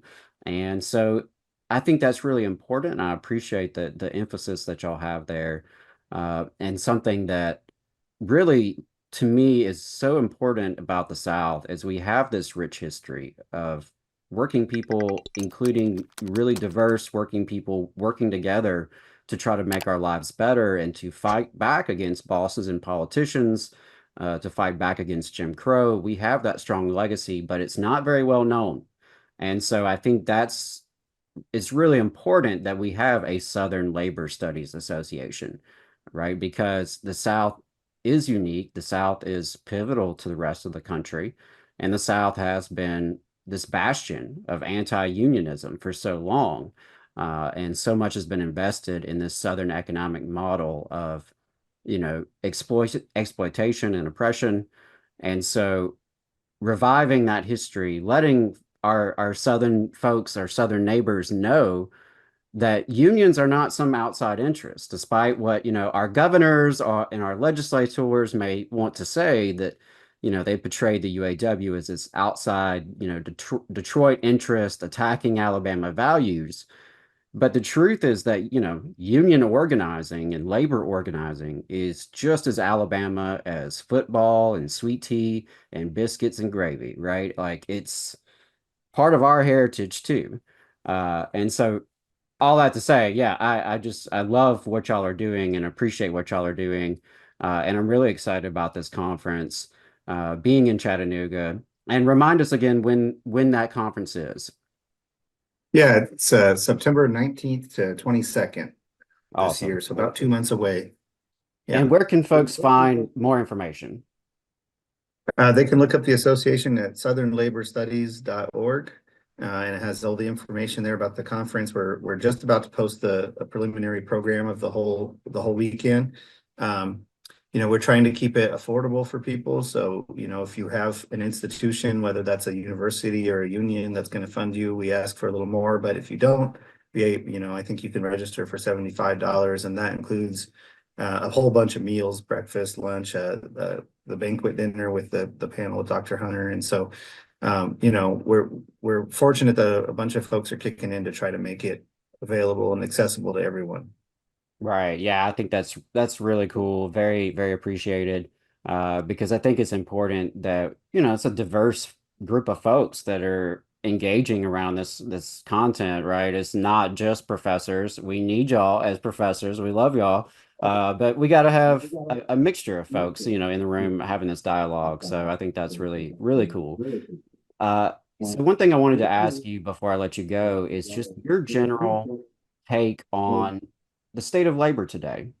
I've been asking folks to come on our program because we've seen, or at least we think we've seen, a revival of the labor movement over the past few years coming out of the pandemic. So I'm curious, what are your thoughts? What are you seeing down in New Orleans? And, what do you see for the state of the labor movement today? Yeah, thanks for asking that. I mean, and maybe before I answer that, I just want to back up to what you said a moment ago about the history that the South does have this rich labor history of resistance, of organizing, of people coming together across racial and gender lines, and people going on strike together, and even sometimes winning. Often we tell these stories where people get clobbered, right? But we also have these remarkable moments of solidarity, and of people coming together and really envisioning a new world, a better world as possible, and laying out steps to get there. And so that's really important. And Alabama's got a super rich history, and the whole region. And the reason we have conferences like this is that it takes a lot of work to dig up this hidden history. We have to go and comb through hidden archives and do oral history interviews and find microfilm newspapers and so it's great to get to see how each step every couple of years we get to see how we're learning more and more about that past, and I think it's a really useful past for the current moment that we're in. The labor movement is resurgent across the country in this moment. I think for a number of years we've been talking about inequality. And that's nice, but it's a little bit academic, and it's kind of how folks who have enough talk about it. and now we're getting into a new conversation, I think, where working people are really leading the way, that they are organizing formally and informally. They're demanding better working conditions across the nation, including in the South. Folks are quiet quitting is one phrase, or they're just demanding more money, or they're saying, I'm not going to keep working for the same pay or the same terrible schedules or whatever it might be. And there's all these new efforts to organize in the South. So we mentioned, of course, the UAW and the big win in Chattanooga, the really tragic loss in Alabama. But that's just one battleground, and the South has been the battleground really forever, certainly since Operation Dixie in the 1940s. And it matters, in the sense that if working people can come together to form unions or other organizations that really help them decide their fate at work and in their larger community, we have a chance of changing the politics of the region, which will also transform the nation and the world. It's like we got one minority party in the U.S. that's stopping the entire planet from dealing with climate change. Right? We can fix that by organizing in the South. And I think there's a lot of exciting activity, whether it's the auto workers or the retail and restaurant workers, the Starbucks workers in the region. Hospitality workers are branching out into new areas, healthcare workers. So in New Orleans, we've had some major wins just in the last couple of years in those categories. We have just earlier this spring one of the biggest hospitals in the city, the RNs organized through National Nurses United, and we're hoping that they can get a contract. We had the full-time contingent faculty at Tulane University organize a union and get NLRB recognition. Hopefully they can win a contract. The hotel and restaurant employees, hospitality workers, Unite Here, have had a number of new contracts and victories, you know, and really raising standards across that industry in New Orleans. And so hopefully that will, you know, uplift that sector really across the South. You know, anytime one of these unions wins, it's good for all workers. And the high tide lifts all boats. And I think, you know, even at the heyday of U.S. labor, you know, there were never more than 1 in 3 workers in unions, but it meant that the standards, even in non-union firms, were really, really good, and that we had this, you know, this new development called the middle class, right, which is now already gone. It was a short-lived idea, but I think, you know, it's a really important moment in the South for taking stock and for, you know, pushing the unions to fight harder and fight more. You know, I'm really excited about the new leadership in the UAW and what they're doing. We have, I didn't mention teachers, but they're remaining organized across the South. I'm also a member of the United Campus Workers, which is affiliated with CWA and organizing higher ed workers across the South. And we're going to have a session about that also at the conference. So yeah, it's a critical moment. Our conference theme is called Crossroads of Resistance. And I think that Chattanooga is that, the South is that. And, you know, temporally, we're at that kind of crossroads moment where, you know, right now, the South can continue to plunge toward fascism, or I think we can, you know, begin to turn things around and build a South for the people. And in so doing, really change the future and hopefully of the nation and beyond. Amen, brother. I really appreciate that. And there's a lot you said that resonated with me. I mean, New Orleans, I was joking with you before we started recording. New Orleans, you know, is becoming a union town, or at least it's trending that way. Some really big wins you mentioned there with National Nurses United, Tulane, etc., Starbucks Workers United as well. You know, happy to hear about the United Campus Workers because I know their convention is coming up tomorrow in Alabama. I'm excited to be there and visit with some folks at the convention. They're doing really exciting work across the South and in this public sector space. There's such a tough terrain here in the South, but so necessary to tackle. And, you know, so I really appreciate all the work that you're doing and all the work that the Southern Labor Studies Association is doing. I think the conference is right on time and very necessary and useful for folks. So I can't recommend it enough. If you're not a member of the association, go check it out.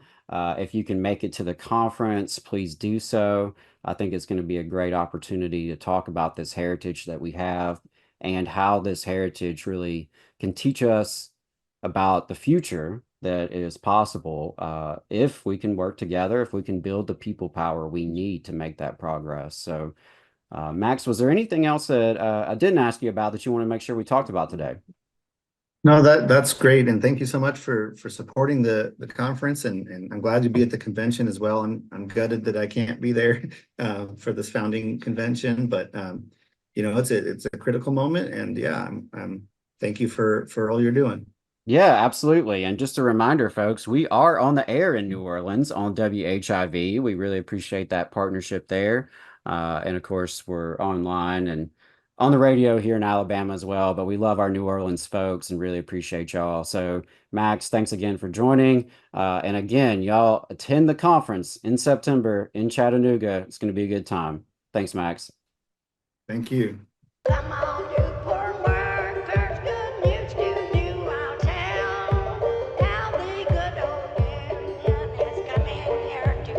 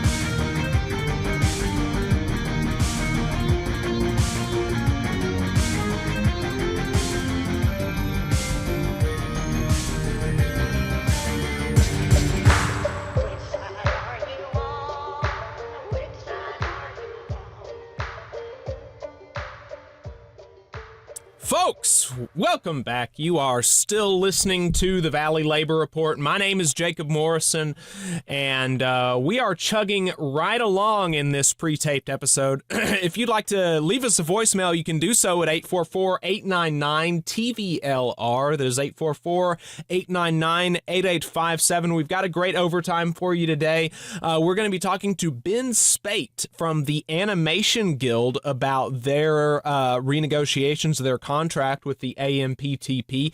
We're also going to be talking to somebody from the Machinists Union about their negotiations with Boeing. Really excited for that conversation. Before we get to that, I've got a couple of clips on Twitter that I want to play for you and some voicemails. We're going to start off with the voicemails.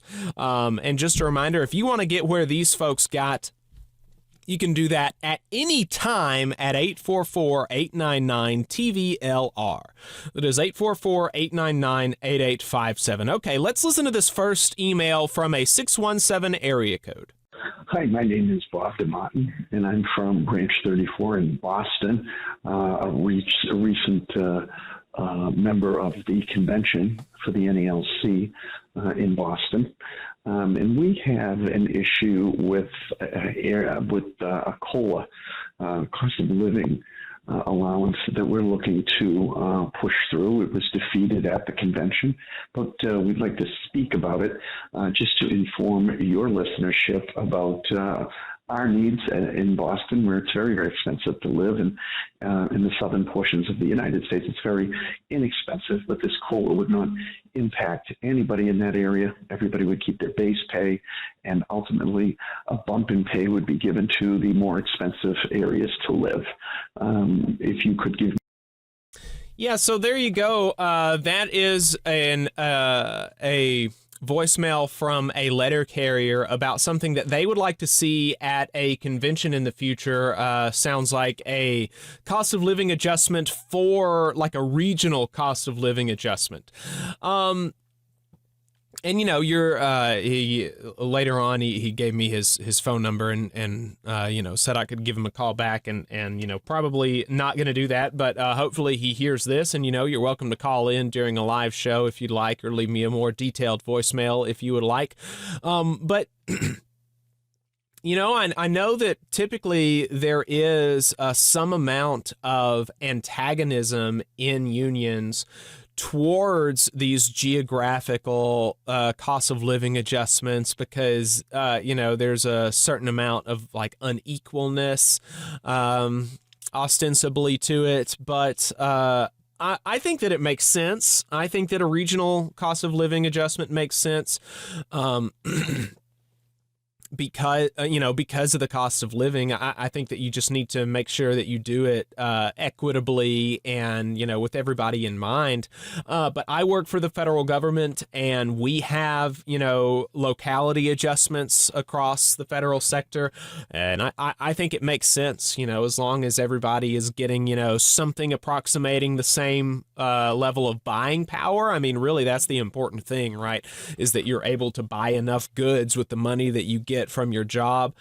So I know that there is some amount of antagonism towards that, but I think it's a good idea, and frankly, you know, I'm not sure that I understand why people do seem to be opposed to it in a lot of unions, but you know, that is the case. So, you know, interested in other letter carriers' thoughts. If you have a, you know, if you're a letter carrier and you're listening to this program, what do you think about a cost of living adjustment, you know, based regionally? You know, leave us a voicemail, 844-899-TVLR. Here's another voicemail from another letter carrier, this one from a 760 area code. Let's listen to this. Hello, my name is Daniel, San Diego letter carrier. I'm just calling in to discuss the convention. I wasn't able to go this time, but I will be there for the Los Angeles convention coming up in 2026. I'm going to be putting something on the floor next time around to add a direct ballot initiative. So when we elect officers on the national level, on top of that, I want to add maybe the top 3 initiatives to be voted on directly. I would have to work out the exact language to do that, but I think that putting more choice in the hands of the rank and file is definitely going to be better. And so, this guy is going to go out, Renfro. There's no way that he's going to survive another election, in my opinion, just because the fact that on the rank and file letter, he is just that level right there. He is deeply unpopular. He's talking more about, security of letter carriers rather than actually trying to improve their lives. If the bare minimum is talking about our safety, first of all, that's management's responsibility. That should not be that's not really negotiable. That's just to be expected. But he's using political capital to push forward for safer things, which is something that we should never be asking for. We need to be talking about doing stuff to drop the regulation as far as having our ability to strike, fixing the laws when it comes to that, how to reform, and so on and so forth. But I appreciate your time. Thank you.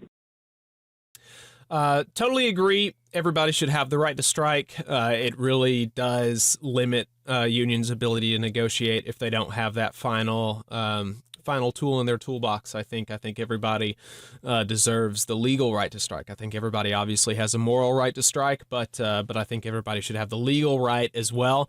The thing that the caller opened their message with was about a resolution on to make the top 3 initiatives to be voted on. And now doing a little bit of extrapolation there, I think probably what they're talking about is allowing the top 3 priorities for negotiation, I guess. That's going to be my guess, to be voted on by the membership.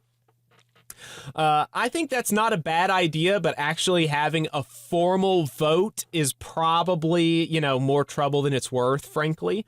I think that you can get basically all the way there by having, membership surveys and making the results public and things like this. If you create a formal voting process, I think you create more, it's just more trouble than it's worth, especially if you do like mail-in ballots or you have like a polling day at the local halls. I'm just not so sure that it's worth, that it's worth the trouble.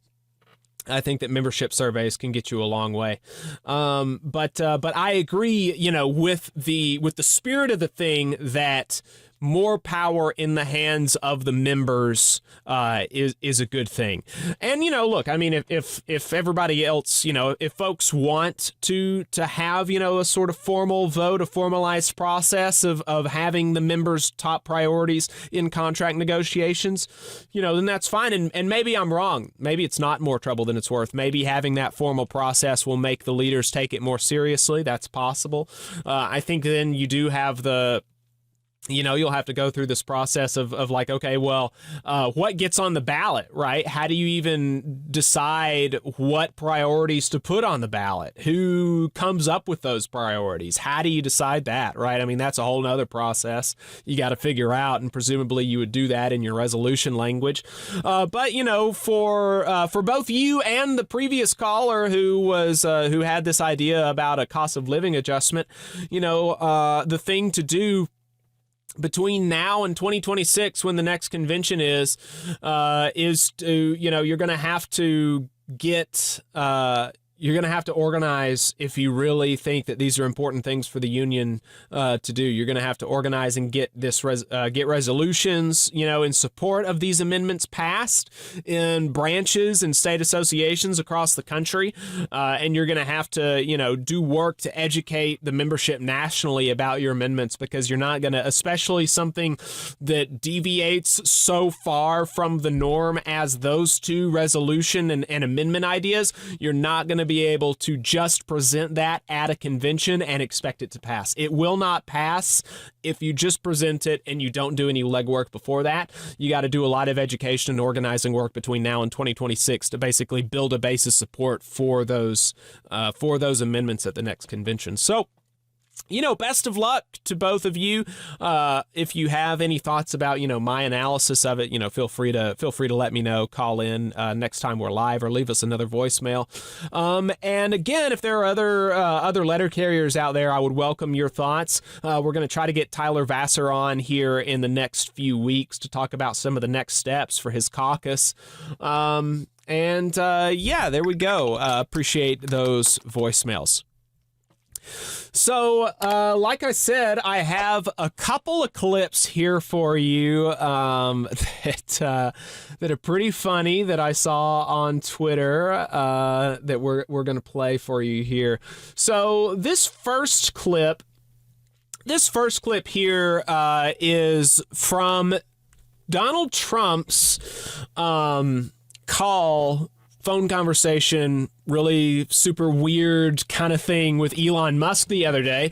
And it comes towards the tail end of a part in the conversation where Elon Musk is like begging Trump to say that, say you'll put me on a government efficiency commission, Mr. Future President, hopefully. It was a really kind of pitiful display from Elon Musk, from the richest man in the world, to so publicly, put yourself in front of somebody like that. It was, I don't know, embarrassing, I think, but, I'm not Elon Musk, so what do I know? But here's the clip from as they were talking about, Elon Musk begging to be put on this government efficiency commission. Here's something that Donald Trump said to Musk. I look at what you do. You walk in and you just say, you want to quit? They go on strike. I won't mention the name of the company, but they go on strike, and you say, that's okay, you're all gone. You're all gone. So every one of you is gone.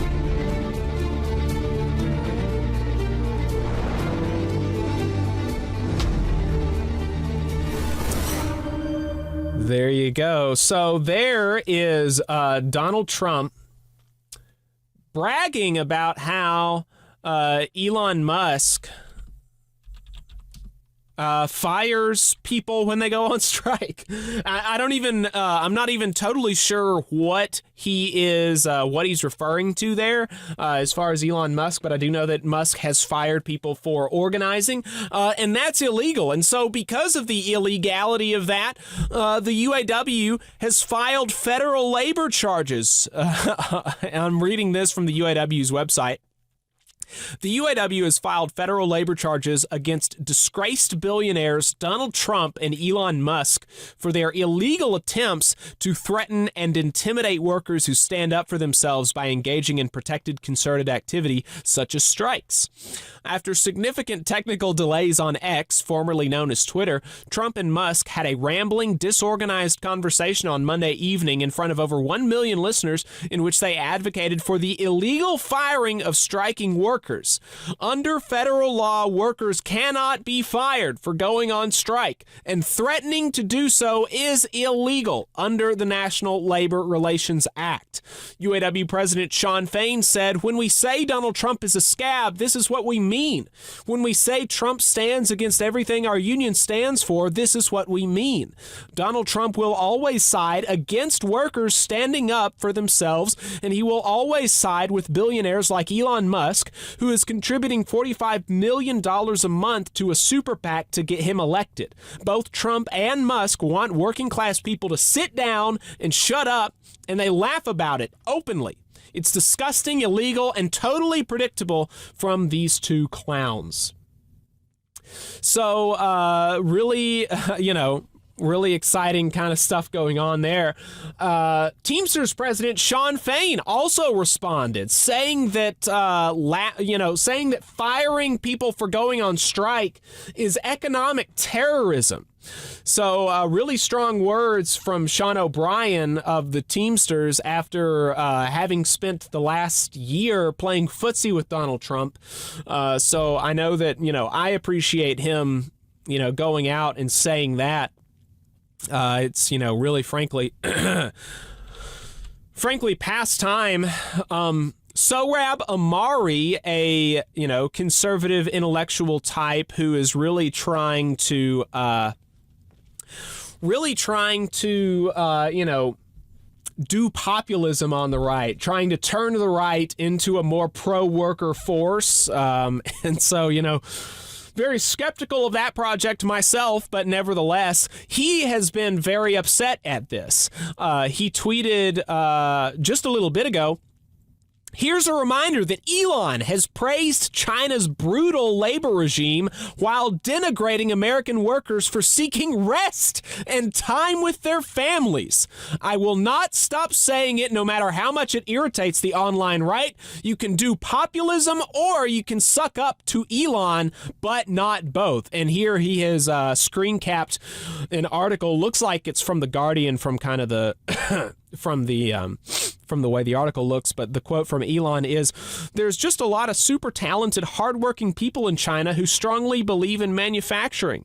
They won't just be burning the midnight oil, they'll be burning the 3 a.m. oil, and they won't even leave the factory type of thing. Whereas in America, people are trying to avoid going to work at all." So yeah, that's the kind of person that Elon is, and Sorab is exactly right that, sucking up to the richest man in the history of the world is, just not pro-worker. It's really simply not. And he said of the UAW's ad that I just played there, "This is devastating, a self-inflicted wound and a result of the Silicon Valley worship that has gripped the populist right. I warned about this." So, yeah, there you go. Good luck to Sorab turning, the right into a pro-worker force. I think that you're not going to get very far with that, frankly, but, it would be better if, the second major party was more pro-worker. So we'll see, we'll see how he does in that project. Like I said, I'm pretty skeptical. And finally, here's the last clip before I leave you with the interviews. This clip is fun. We've talked on the show multiple times about Jesse Ventura's escapades, attempting to organize the WWE. We, Adam and I have our own, not really a history with wrestling, but, we watched it growing up. Adam has some students who've done some professional wrestling type stuff. So, it's a pretty cool thing. And it's super impressive, really, like what they do, what wrestlers are able to do. And it's really gross the more that you learn about the working conditions that even some of the top wrestlers have. Like, they don't have, they're classified as independent contractors, right?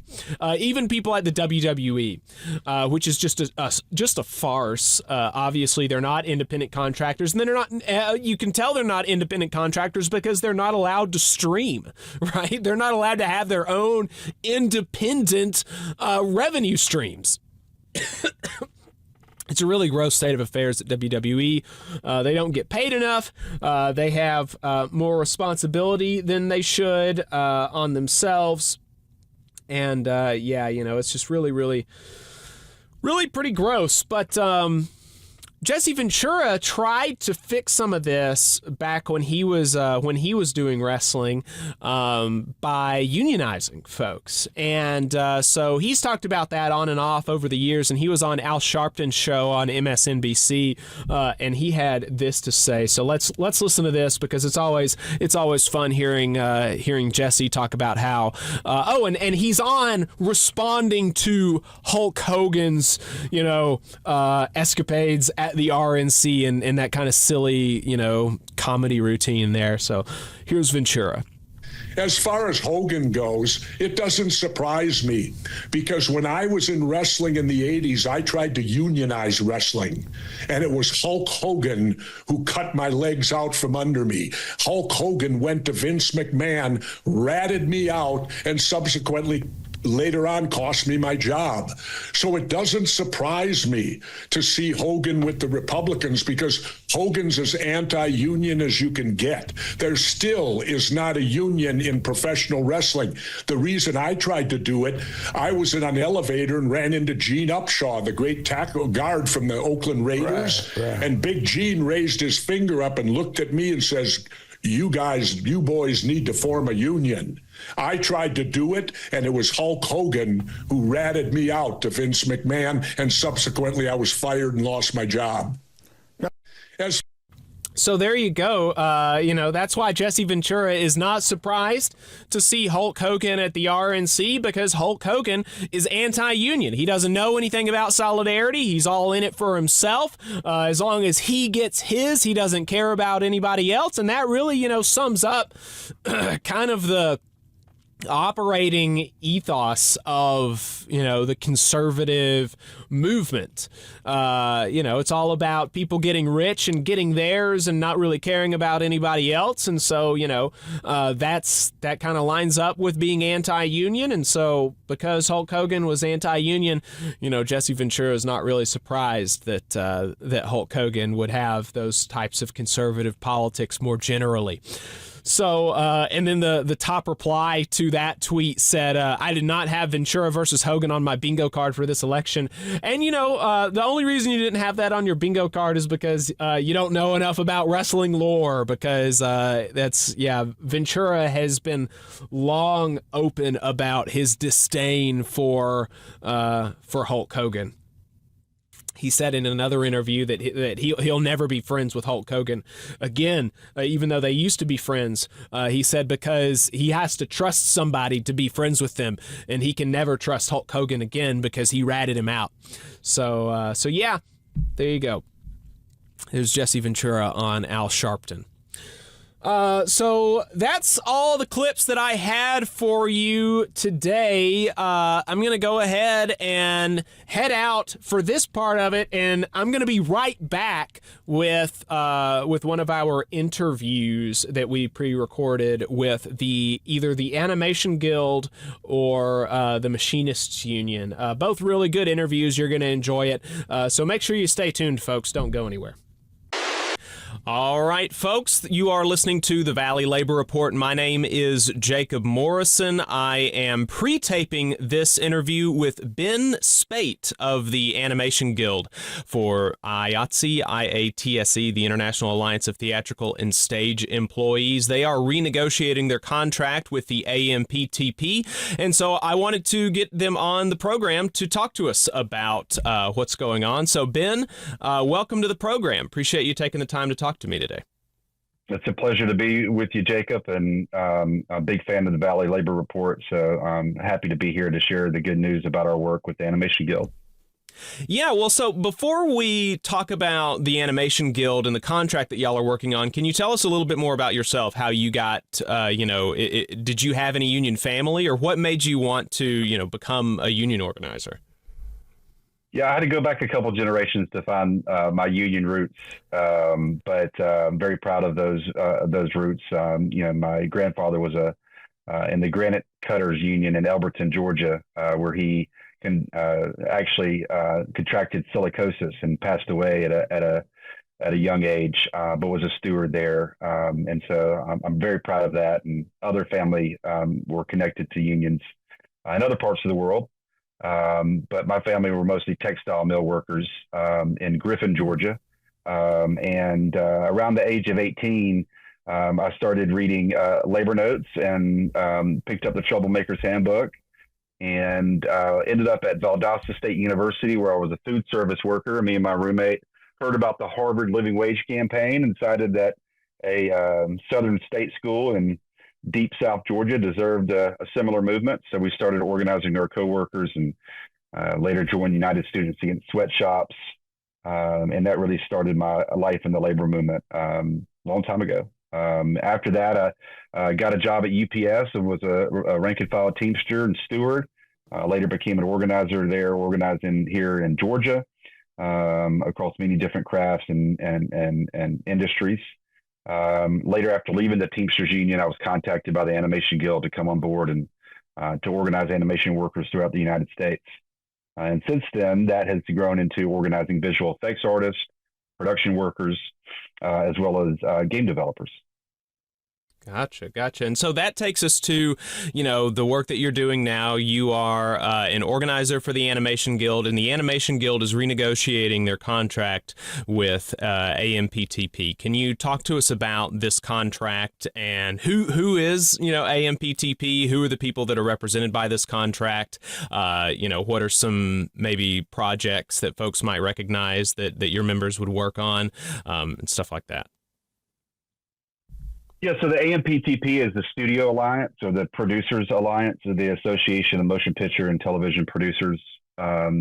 It's really a unique feature of the IATSE's negotiations, and how they are able to negotiate industry-wide agreements, similar to the other Hollywood locals. And the Animation Guild has a long, proud history of membership engagement and mobilization around issues going back to the origins of the animation industry in Los Angeles and Southern California at Disney, and has grown since then into an over 6,000 member local that now has national jurisdiction throughout the United States under the IATSE to organize animation workers anywhere.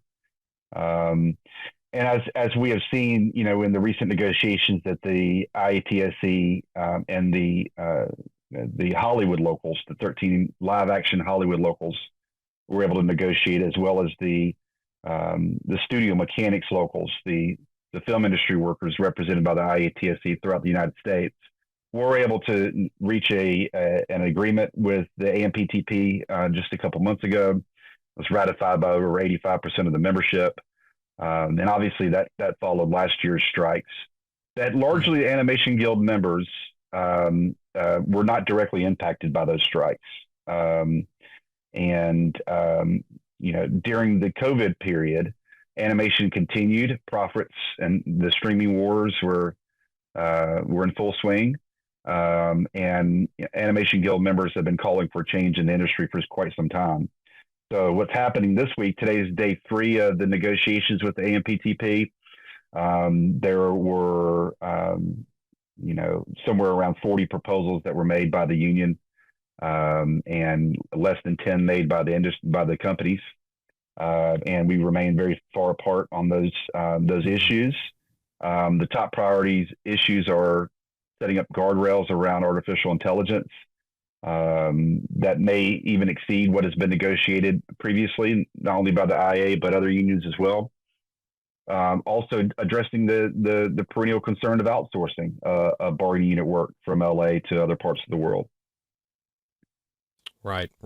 And so that is the AI and the outsourcing then is the primary thing that your members are concerned about. You feel like, generally, obviously, you're going to want at least cost of living adjustments and things like that for wages and benefits.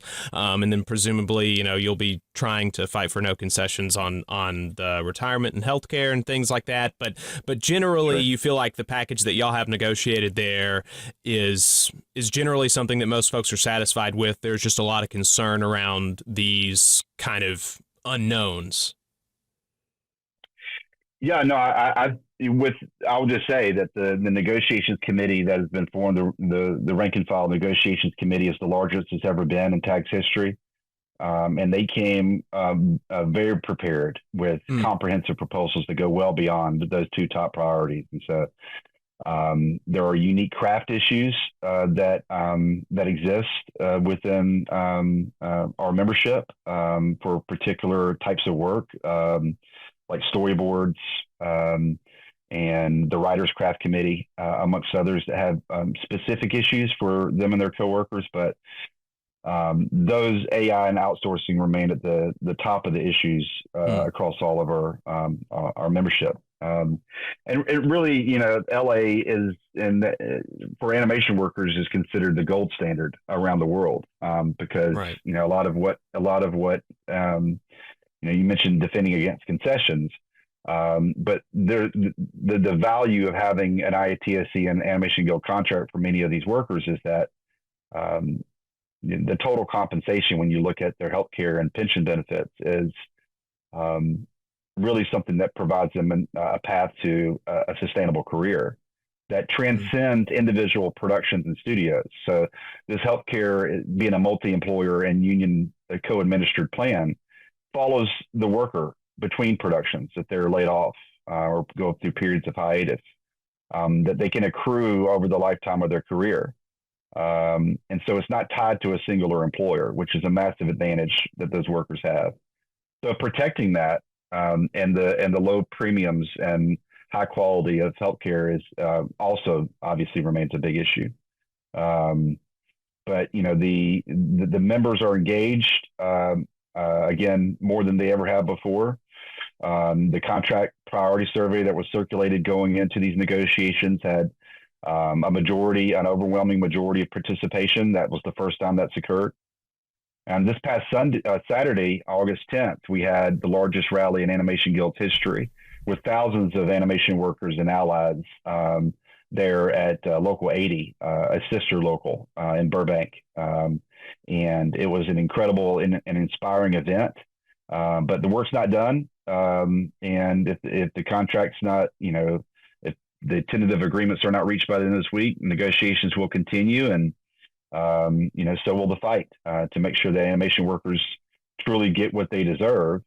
And, when you look at CEOs like Brian L. Roberts from Comcast, who, is worth $1.8 billion and received 11% increase in compensation last year, or you look at David Zasloff at WB Discovery, these are executives that are doing quite well and continue to do well, even as the industry is, engaging in layoffs and other kind of efforts to increase shareholder value at the expense of the quality of the art and animation workers. But that's why they have a seat at the table. That's why they're negotiating. And we're doing our part as organizers, too, to continue to increase leverage, even amongst those that don't yet have a union in the animation industry, to make sure that everybody has a seat at the table that does the same work.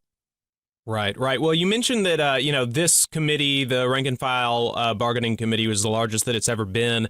And that made me think that, the reason that we're pre-taping today is that our Labor Council is doing a union summer school. And so we've got a bunch of different locals in the area that are bringing some, new members or members that haven't done any organizing type stuff. And we're spending the Saturday, doing some training, some Unions 101, some Stewards 101, grievance, practicing an introduction to organizing. And so just thinking along those kind of educational lines, can you explain to us how the bargaining committee is selected? I know that's pretty different from union to union, so I'd be interested in how that process played out in IATSE.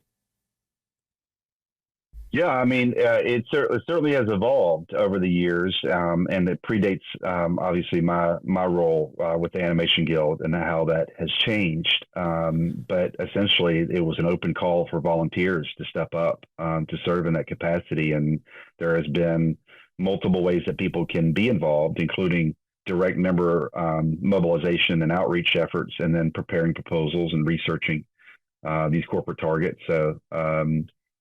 I can't give you the exact number of people that are sitting on the negotiations committee because it's not directly my responsibility, but there are somewhere around 40 or 50 people or members that are involved in one level or another in participating in these negotiations at the table.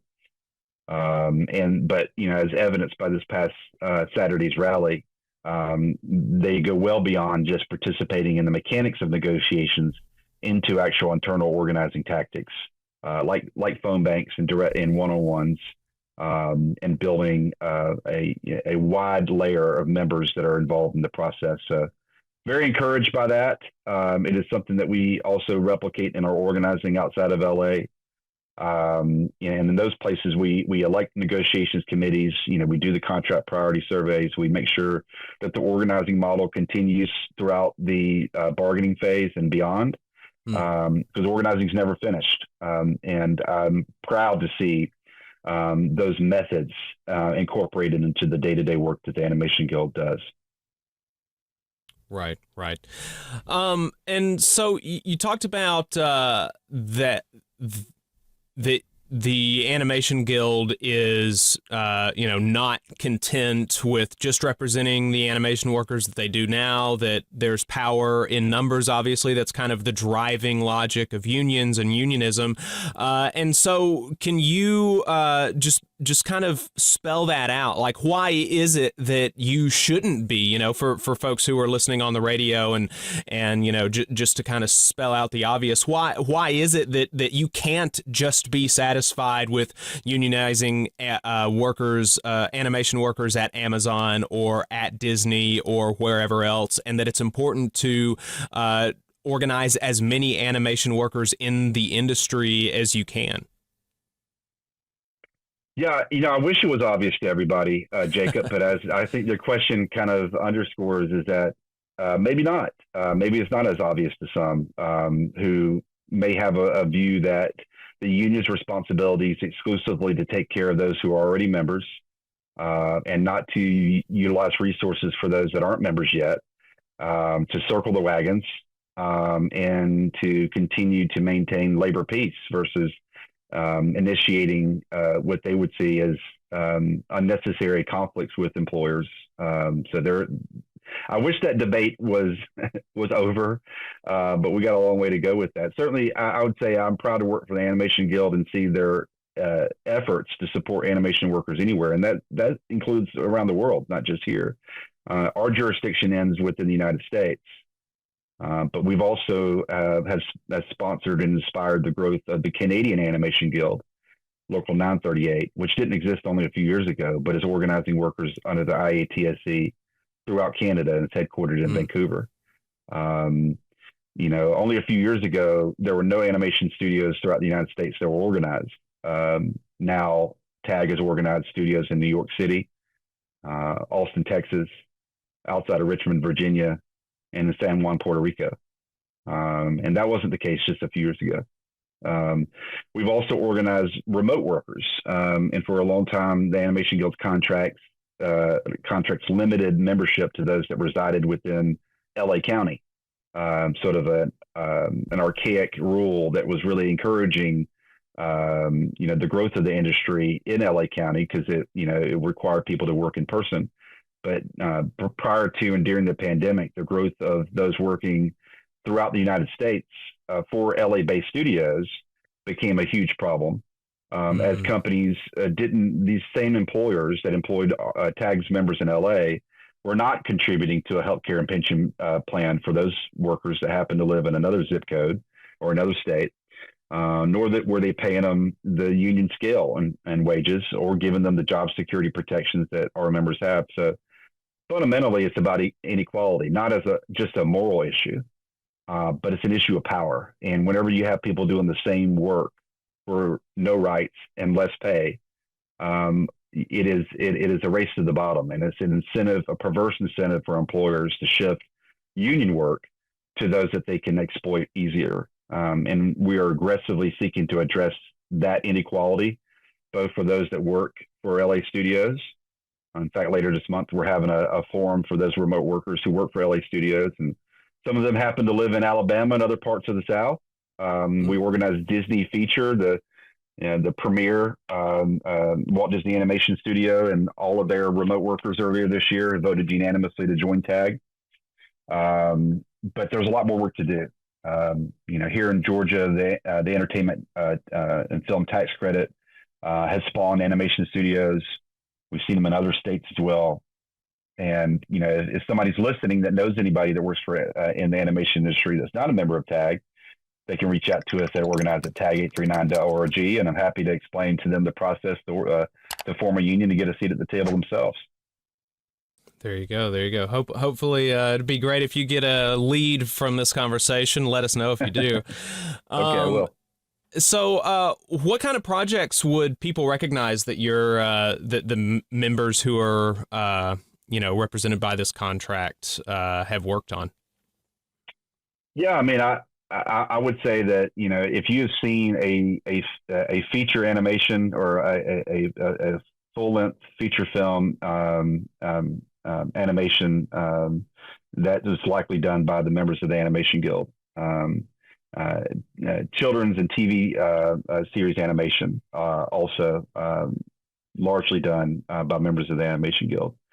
And the only exception to that are, companies like Pixar up in Northern California, which are non-union. And a lot of the animation work itself is done by animation workers in other parts of the world. So a lot of the pre and post production work is done in Los Angeles. And overall, the membership has grown. And one big effort to grow our work and our presence in LA County has been to finally organize the production workers that work alongside artists. And for so long, the Animation Guild represented artists and technicians and writers, but not the production workers that actually helped, keep the shows going. So at Nickelodeon, that one show is the Patrick Star Show, but at Nickelodeon, we organized the largest group of animation production workers to date.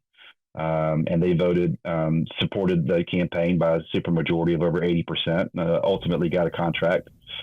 But you can think of studios like DreamWorks, Netflix, Disney TVA, Walt Disney Animation Studios, Nickelodeon, and independent studios like Shadow Machine, Titmouse, Bento Box.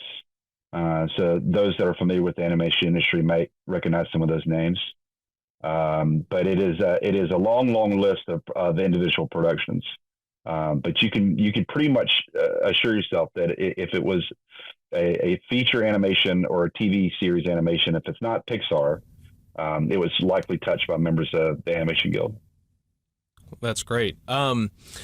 The VFX part of the movie industry and the film industry has been non-union for a long time, and that's starting to change, and I want to talk to you about that. But can you tell us first, just on background, how is it that in Hollywood, which has been, one of the most kind of heavily unionized industries in the country, there remained this completely non-union section in VFX. How did that happen? Well, look, there was periods of successful organizing and representation of VFX workers. Prior to the Disney acquisition of Industrial Light and Magic, ILM, those that produced Star Wars, those workers were represented by the IETSE, and they were engaged in visual effects. When Disney came in, that representation ceased. And so that's just something to note. And we can get into that history maybe another time. But there were other organizing efforts of visual effects workers throughout this period. The reality is that the growth of the VFX industry really occurred at a time where, computer graphics and the technology was advancing very quickly. And the ITSC, didn't have the same strategic focus that it does now to organize visual effects workers. There was some efforts, but they didn't really get traction because the idea of building a union in the entertainment industry, people wanted it to start already at a fully mature level, like we're representing an entire industry all at once and negotiating with all the employers all at the same time, similar to what the editors and cinematographers and grips and electric and animation workers have. Well, the National Labor Relations Act doesn't facilitate sectoral organizing or bargaining very easily. It's something that obviously we have to organize enterprise by enterprise or studio by studio, and adopting an organizing methodology that actually ensures supermajority levels of support, worker-led campaigns led from the bottom up. Those are the kind of approaches that we have had to learn from other unions and adopt to the world of visual effects. So just in the last 11 months, the IETSC has organized and had 5 successful organizing campaigns involving hundreds of visual effects workers throughout North America. That includes Marvel, Disney, just last week, Apple Plus. All 3 of those elections were unanimous. We organized Lightstorm, which are the Avatar artists that work under James Cameron's company, Lightstorm, and DNEG across all the provinces in Canada. So we're on a roll now that we have adopted, best practices and organizing methods. We're teaching VFX artists and production workers how to organize themselves and win. It's really moved. The VFX union movement has really evolved considerably from the Life of Pi controversy years ago, when they received the Oscars and then very soon closed and outsourced their work to other parts of the world, and that prompted hundreds of VFX artists to protest the Oscars at that time. But they weren't able to develop a plan to actually build a union from that. And so it's a good, important historical lesson of taking a movement from protest to power through applying a bottom-up organizing approach. Right. I think that is that's a really interesting piece of history. What do you think it is that has led the organizing in VFX to be more successful now than it has been later? Do you think part of it is the moment that we're in, or do you think it's primarily that there's always been an interest and a need to organize? It's just that finally people are kind of catching on to the right thing. Yeah, I think that's it. Like the XY axis of the subjective and objective forces combining to create the right environment for workers to gain power. But ultimately, you're right. I mean, there's been a pent-up demand from VFX workers themselves to have a seat at the table, and particularly the on-set crews like Disney, Marvel, and Apple that I just mentioned.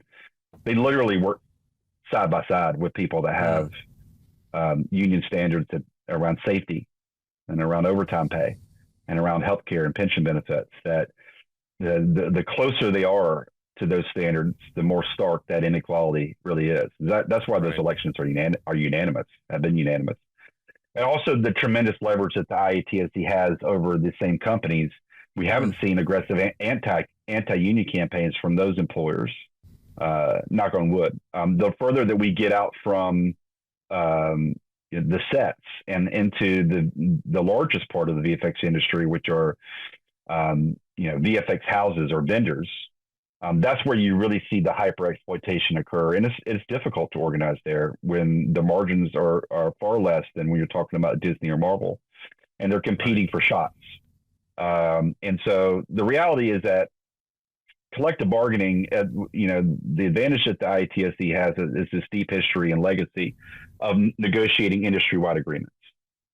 But we are also nimble enough and adaptable enough to address in the realities of other employers that are not in such high union density concentrated areas like Los Angeles County, to negotiate collective bargaining agreements that are appropriate to those employers and that are fundamentally driven by what the workers want and what they prioritize. So we've been able to get out of this kind of concept that everything has to look like what it was before, into much more of evolving our approach to address the demands of the workers and who they particularly work for. So I think that generally, though, like your own program reflects, and the growing awareness and consciousness of the labor movement and how it expands democracy, where it's less experienced, which is in the workplace, and where we need democracy the most, which is in the economic realm of our lives, that there has been a generational shift around expectations on the job. And people are no longer in these creative professions, are no longer allowing their passion to be exploited. That it's not enough just to get a shot working on a Marvel production or an opportunity to work in animation. People know that, as the book says, work won't love you back. And they're insisting that they receive both dignity and respect and fair pay.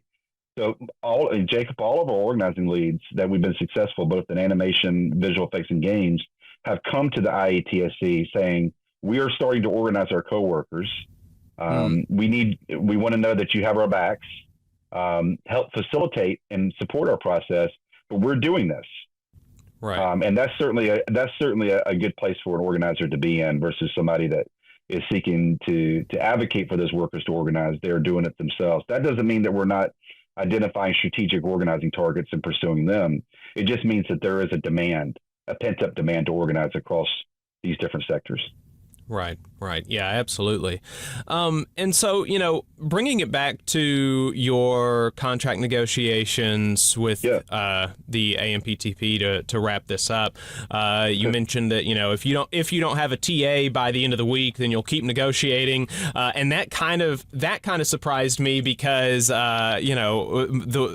my experience with negotiations and my following negotiations with other folks, being in negotiations for only 1 week would be extraordinarily fast. And so are you expecting to, what kind of timeline do you think y'all are looking at for these negotiations being complete? And, we've seen a lot of strikes in Hollywood lately. I mean, do you have any idea? And I know that some of this you're not going to be able to talk about, so, just tell me if you can't talk about it. But, do you have any idea from the bargaining table if you feel like you're going to have to take some sort of job action before you can get the companies to agree to a good contract? I'll just tell you that the work to assess members' willingness to engage in various forms of escalating collective action has been conducted by member activists and organizers for many, many months. So the rally that happened on Saturday was just a reflection of a moment, a snapshot of the levels of support and enthusiasm that members of the Animation Guild have to reach a fair agreement. And I'm very confident that they're willing to do whatever it takes to get that agreement. There hasn't been a strike authorization vote taken, so there's not a formal expression of that. But this is an incredibly determined body of members. And they are not satisfied with just mobilizing a minority group of the most vocal members, but are determined to apply the same organizing methodology of assessing all of their coworkers and one-on-one and multiple conversations and engaging in structure tests, all the things that we've learned and the language of the late Jay McAlevey that had spread across the labor movement has been taken up by the artists and the creative people that make up the Animation Guild. So they're certainly not going to just take a contract that is the status quo. They need to see and have earned the right to receive historic changes in this agreement. And have learned a lot of lessons from the last year and in previous years of entertainment workers taking a stand in their own respective fields. Right now, TAG members are inspired by SAG-AFTRA and their strike in the games industry. Again, raising the call around AI. And you saw last week before the rally, the entertainment unions came together, including the Teamsters and others, and issued a statement of solidarity for the Animation Guild. So, unions in this industry have demonstrated over and over again over recent years that the members are involved and engaged and are willing to stand up for themselves. So that is something that the AMPTP should consider very seriously. And that just because people happen to be artists doesn't mean that they're not also ready to fight for us, to maintain and improve their standard of living and ensure that all of their coworkers are treated as equals for doing the same work for the same company. So we shall see. Ultimately, it's going to be up to the studios to do the right thing, and TAG is ready to negotiate a fair agreement. Right. Well, Ben, do you have anything else that you want to make sure that you tell our audience about before we let you go? No, I'm thrilled to be here, and I know all your listeners are big supporters. If they weren't, they wouldn't be tuning in the Valley Labor Report. But we need to keep labor radio alive. We need to continue to spread the message about the work that's happening across our unions and this movement.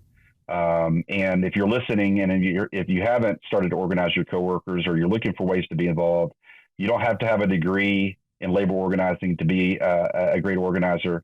You just need empathy and respect for your coworkers and a determination to do what others haven't been able to do through patient, dedicated, hard work of reaching out to people that are in the same boat as you. So thank you for having me on, and happy to keep you posted. And thanks everybody for listening.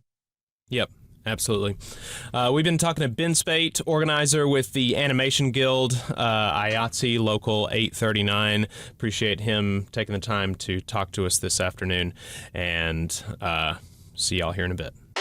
All right, folks, you are still listening to the Valley Labor Report. My name is Jacob Morrison. I am here with John Holden, president of the Machinist District Lodge 751. Is that right? Yeah. Hi, Jacob. How are you? Hey, John, I'm doing good. Appreciate you taking the time to talk to us. So can you start off with, an introduction to yourself? How did you get into unionism?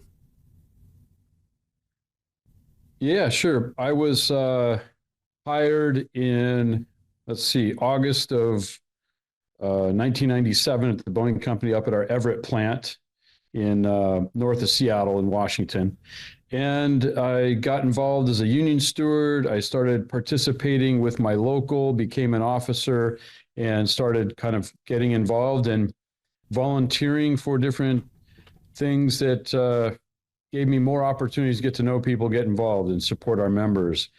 I moved into an organizing role where I worked for our international as a apprentice organizer for a couple years. I left the state of Washington and worked in Nevada and California and Oregon, and had the opportunity to organize new workers and give them rights on the job and the ability to negotiate the things important to them and their coworkers. So that was a great opportunity. And then I became a business rep for the IAM District 751 up in at the Everett site. I covered the 747 program and our members there from 2007 through 2014.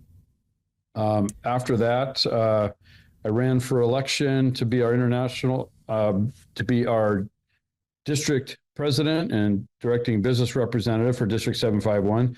And I won that election. I've been reelected several times into this role, brings us to today. And so in this role, how many people do you represent? And in these contract negotiations with Boeing, how many people are under this contract and are going to be under the new one? Our district has almost 34,000 members in the state of Washington. We have some members at Edwards Air Force Base in California and in Victorville, California as well. We have probably under our Boeing agreement, we probably have right around 32,000 members, and we are in a master agreement with District W24, who has a machine shop for Boeing in around Portland, Oregon, and they have about 1,300 members. So in total, the two districts combined in the master agreement, about 33,500 members are under this agreement. And so, being in an agreement with Boeing, everybody, I think, unfortunately, because it was not always the case with Boeing. I mean, previously, Boeing had always been associated with, incredibly high quality, a company of engineers kind of thing. But recently, over the last year, there has been a lot of news about Boeing and defects in the planes and problems with, not allowing employees to report things right. And so I'm interested, like on a human level, how has that affected your members who work for Boeing?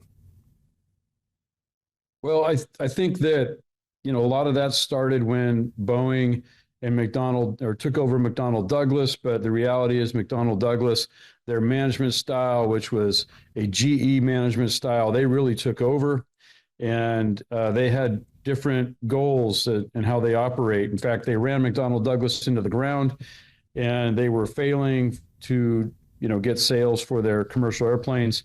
Boeing wanted their defense programs, and so that's kind of what happened. But the management style shifted to where they focused on stock price, doing share buybacks, returning free cash flow to the stockholders. When they talk about the stockholders, they really are looking at those institutional investors that hold a mass amount of stock, right? They're not looking at the everyday person that might hold something in their portfolio of Boeing stock. They're really looking at those that control this company and returning money to them. And that changed the dynamics. They kept looking for ways to speed production. Speeding production is a good thing, except not at the expense of quality and safety of the airplane. And so you started to see them, remove things. Here recently, in the last 5 years, they were removing quality inspections and shifting it over to where a mechanic might inspect their own work or inspect other mechanics' work. And this started to, I believe, take a toll on our members, on the company as a whole.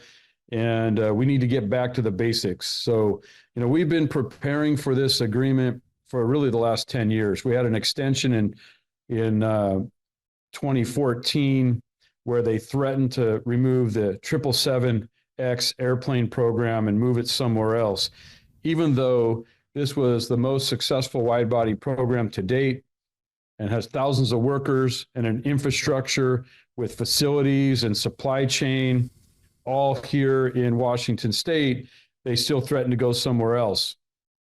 And so during that extension, we lost our defined benefit pension. We stagnated wages. There was a massive cost shift on healthcare, and we were stuck in that agreement for almost 11 years. So we've been focusing our opportunity to rebuild the strength of our membership, get everyone moving in the same direction. And we've got there. We're here now. And our members are strong. We talked earlier about our strike sanction meeting at T-Mobile Park where the Mariners play. It was an amazing showing. We had over 25,000 of our members and their families show up. It was a awesome day. Sent a huge message to the company that we are united and the proposals that we bring to the table are important. And so our members are focused on wages as the top issue. You see that across the country, whether it was in the auto industry or Teamsters at UPS, at John Deere, IAM members in St. Louis at Boeing, or at Spirit in Wichita. Wages have been the top issue. But for us, it's also about retirement security, ensuring that we can retire with dignity. So trying to make up for the loss of a defined benefit pension, recover it if possible, address that for our members is a big deal. But the cost shift on healthcare, we're trying to reduce the cost to use the plan. There's different costs associated with office visit copays and the like that really have cost shifted much of that over to our members, and it's something we have to address. So, but I got to tell you, there's a couple things that are really important. We have to get the next airplane program. We can't put our members in a situation where they can be threatened again. We were threatened in 2014, as I said, to lose the 777X airplane. We were threatened in 2011 with loss of the 737 MAX if we didn't agree to an extension in 2011. We were threatened in 2003 that they would move the 787 program somewhere else. And, our members can't be placed in that position again. We lost the 787. It's now fully consolidated down in South Carolina. And, a couple of the other programs like the 747 has shut down. The 737 MAX, while we have a huge backlog of over 4,000 MAXes to build, which is great, ultimately that plane will be replaced. And the single aisle commercial airplane is the most profitable, most built, most delivered airplane in history. And so we've really got to capture the replacement for that when they do that. Could be 10 years from now, but our members deserve the right to build that, and our communities deserve the right to have that, those jobs, ready for our future. So there's some of the big things going on, but as we talked about quality and safety, we've never proposed, having a say in that. We never felt like we had to come in to save this company from some of their characteristics. The characteristic to focus solely on stock price and the rate at which we build things at the expense of everyone else. And so we've proposed some language that would allow us some say, to have the ability to grieve some of the changes to ensure that we aren't undermining the foundation of our manufacturing system. And that's the first time we've proposed those things in our history. We've also proposed a seat on the board of directors. Now, having one seat on a board of directors doesn't mean you're gain control of this company, but we believe the board of directors is so detached from the realities of manufacturing and the quality systems that we really want to be there to voice our concerns. The workers' voice has to be in the boardroom because they're making mistakes. They're making decisions that have hurt this company, that have hurt our reputation, and it's up to us to make sure that they hear about those bad decisions, right? So those are some big things on the table, and we're looking forward to, the next 3 weeks, hopefully getting an agreement that we can recommend to our members and that they can accept. But our members are ready to strike. So no matter what happens, our members deserve to get the proposals that we've put in front of the company. We deserve to get the wage increases, improve retirement, reduce costs on healthcare, and also address jobs for the future. I think that much is clear. I'm going to have our editors put that clip from the put some of those clips in from that rally that y'all had at the baseball stadium. I mean, you can really feel the energy through the screen that was in that baseball stadium. It was, it was really cool to see that just online. I couldn't imagine what it was like being there in person. And just to, back you up on some of that about the McDonnell Douglas takeover and the GE style of management, for folks who are not like a student of labor and management relations in the United States, you may not be familiar with the GE style of management or Jack Welch, but, all that you really need to know is that they're terrible and that they destroyed, American corporations, several of them. So it's all bad. We should throw all of it out. Amen, brother. So it looks like there's, incredible proposals there, and I'm really excited to see how these negotiations go. Really quickly, when do when does the current contract expire? Our contract expires on September 12th, so it's coming quick. We're, right around 4 weeks away. Although we'll get the last best and final offer before the expiration, gives us a chance to get that in front of our members, and they can look at it, see all the changes, talk amongst themselves and their family, and decide how to vote on the 12th. Have you put any red lines in the sand about extensions of the contract? Well, we're bargaining to expiration. This is going to be a brand new agreement. It will address the concerns we bring forward. It certainly won't be an extension. So no need to draw a line there, since this is expiration, and it will be a new agreement. And then with the last 2 minutes that I have you for, the South Carolina factory at Boeing is obviously, something that is a concern of your union, having this big non-union outfit within the company. What the UAW has done after their successful contract negotiations with the Big Three is they've basically taken their new contract around to the non-union automakers across the country and said, hey, joining the union can get you something like this, organize with us. Do y'all have any plans or any intentions of doing a similar thing after these contract negotiations with Boeing's South Carolina factory? I know that our Southern Territory is always working with, some of the workers in South Carolina. I will tell you that the 751 understands everything that workforce is going through. We are just like them. They are just like us. The facts are we face the same employer, the same issues. They removed quality inspections, like 90% of quality inspections out of that plant. And there was no one with the ability to stand up and say, this is wrong. And that's what we were able to do. we were able to stand up, demand to bargain, try to change that.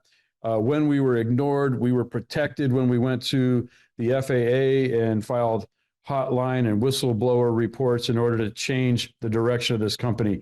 And I will just say that the workers in South Carolina, they would benefit from having these rights. We've been able to use the right to bargain for generations, and it has suited us well, and it would really work for them. They'd be able to identify what's important to them as a workforce, what improvements they want to make, and go after those instead of, just hoping the company does the right thing, right?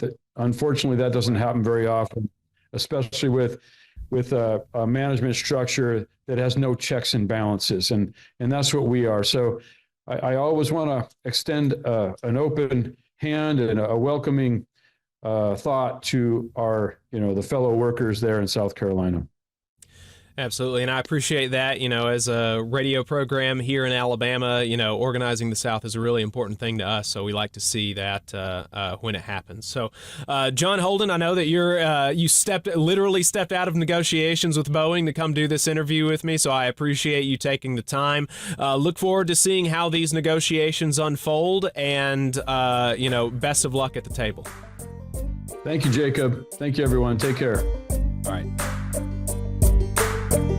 You just saw a clip from the Valley Labor Report. We are live every Saturday morning from 9:30 a.m. till 12:30 p.m. And we pride ourselves on keeping all of our content free to everybody so that we can talk to as many working folks as possible. If you support the work that we're doing, you think that it's important, you think that it's good, then consider making a monthly contribution to the project, and you can do that on our website, tvlr.fm.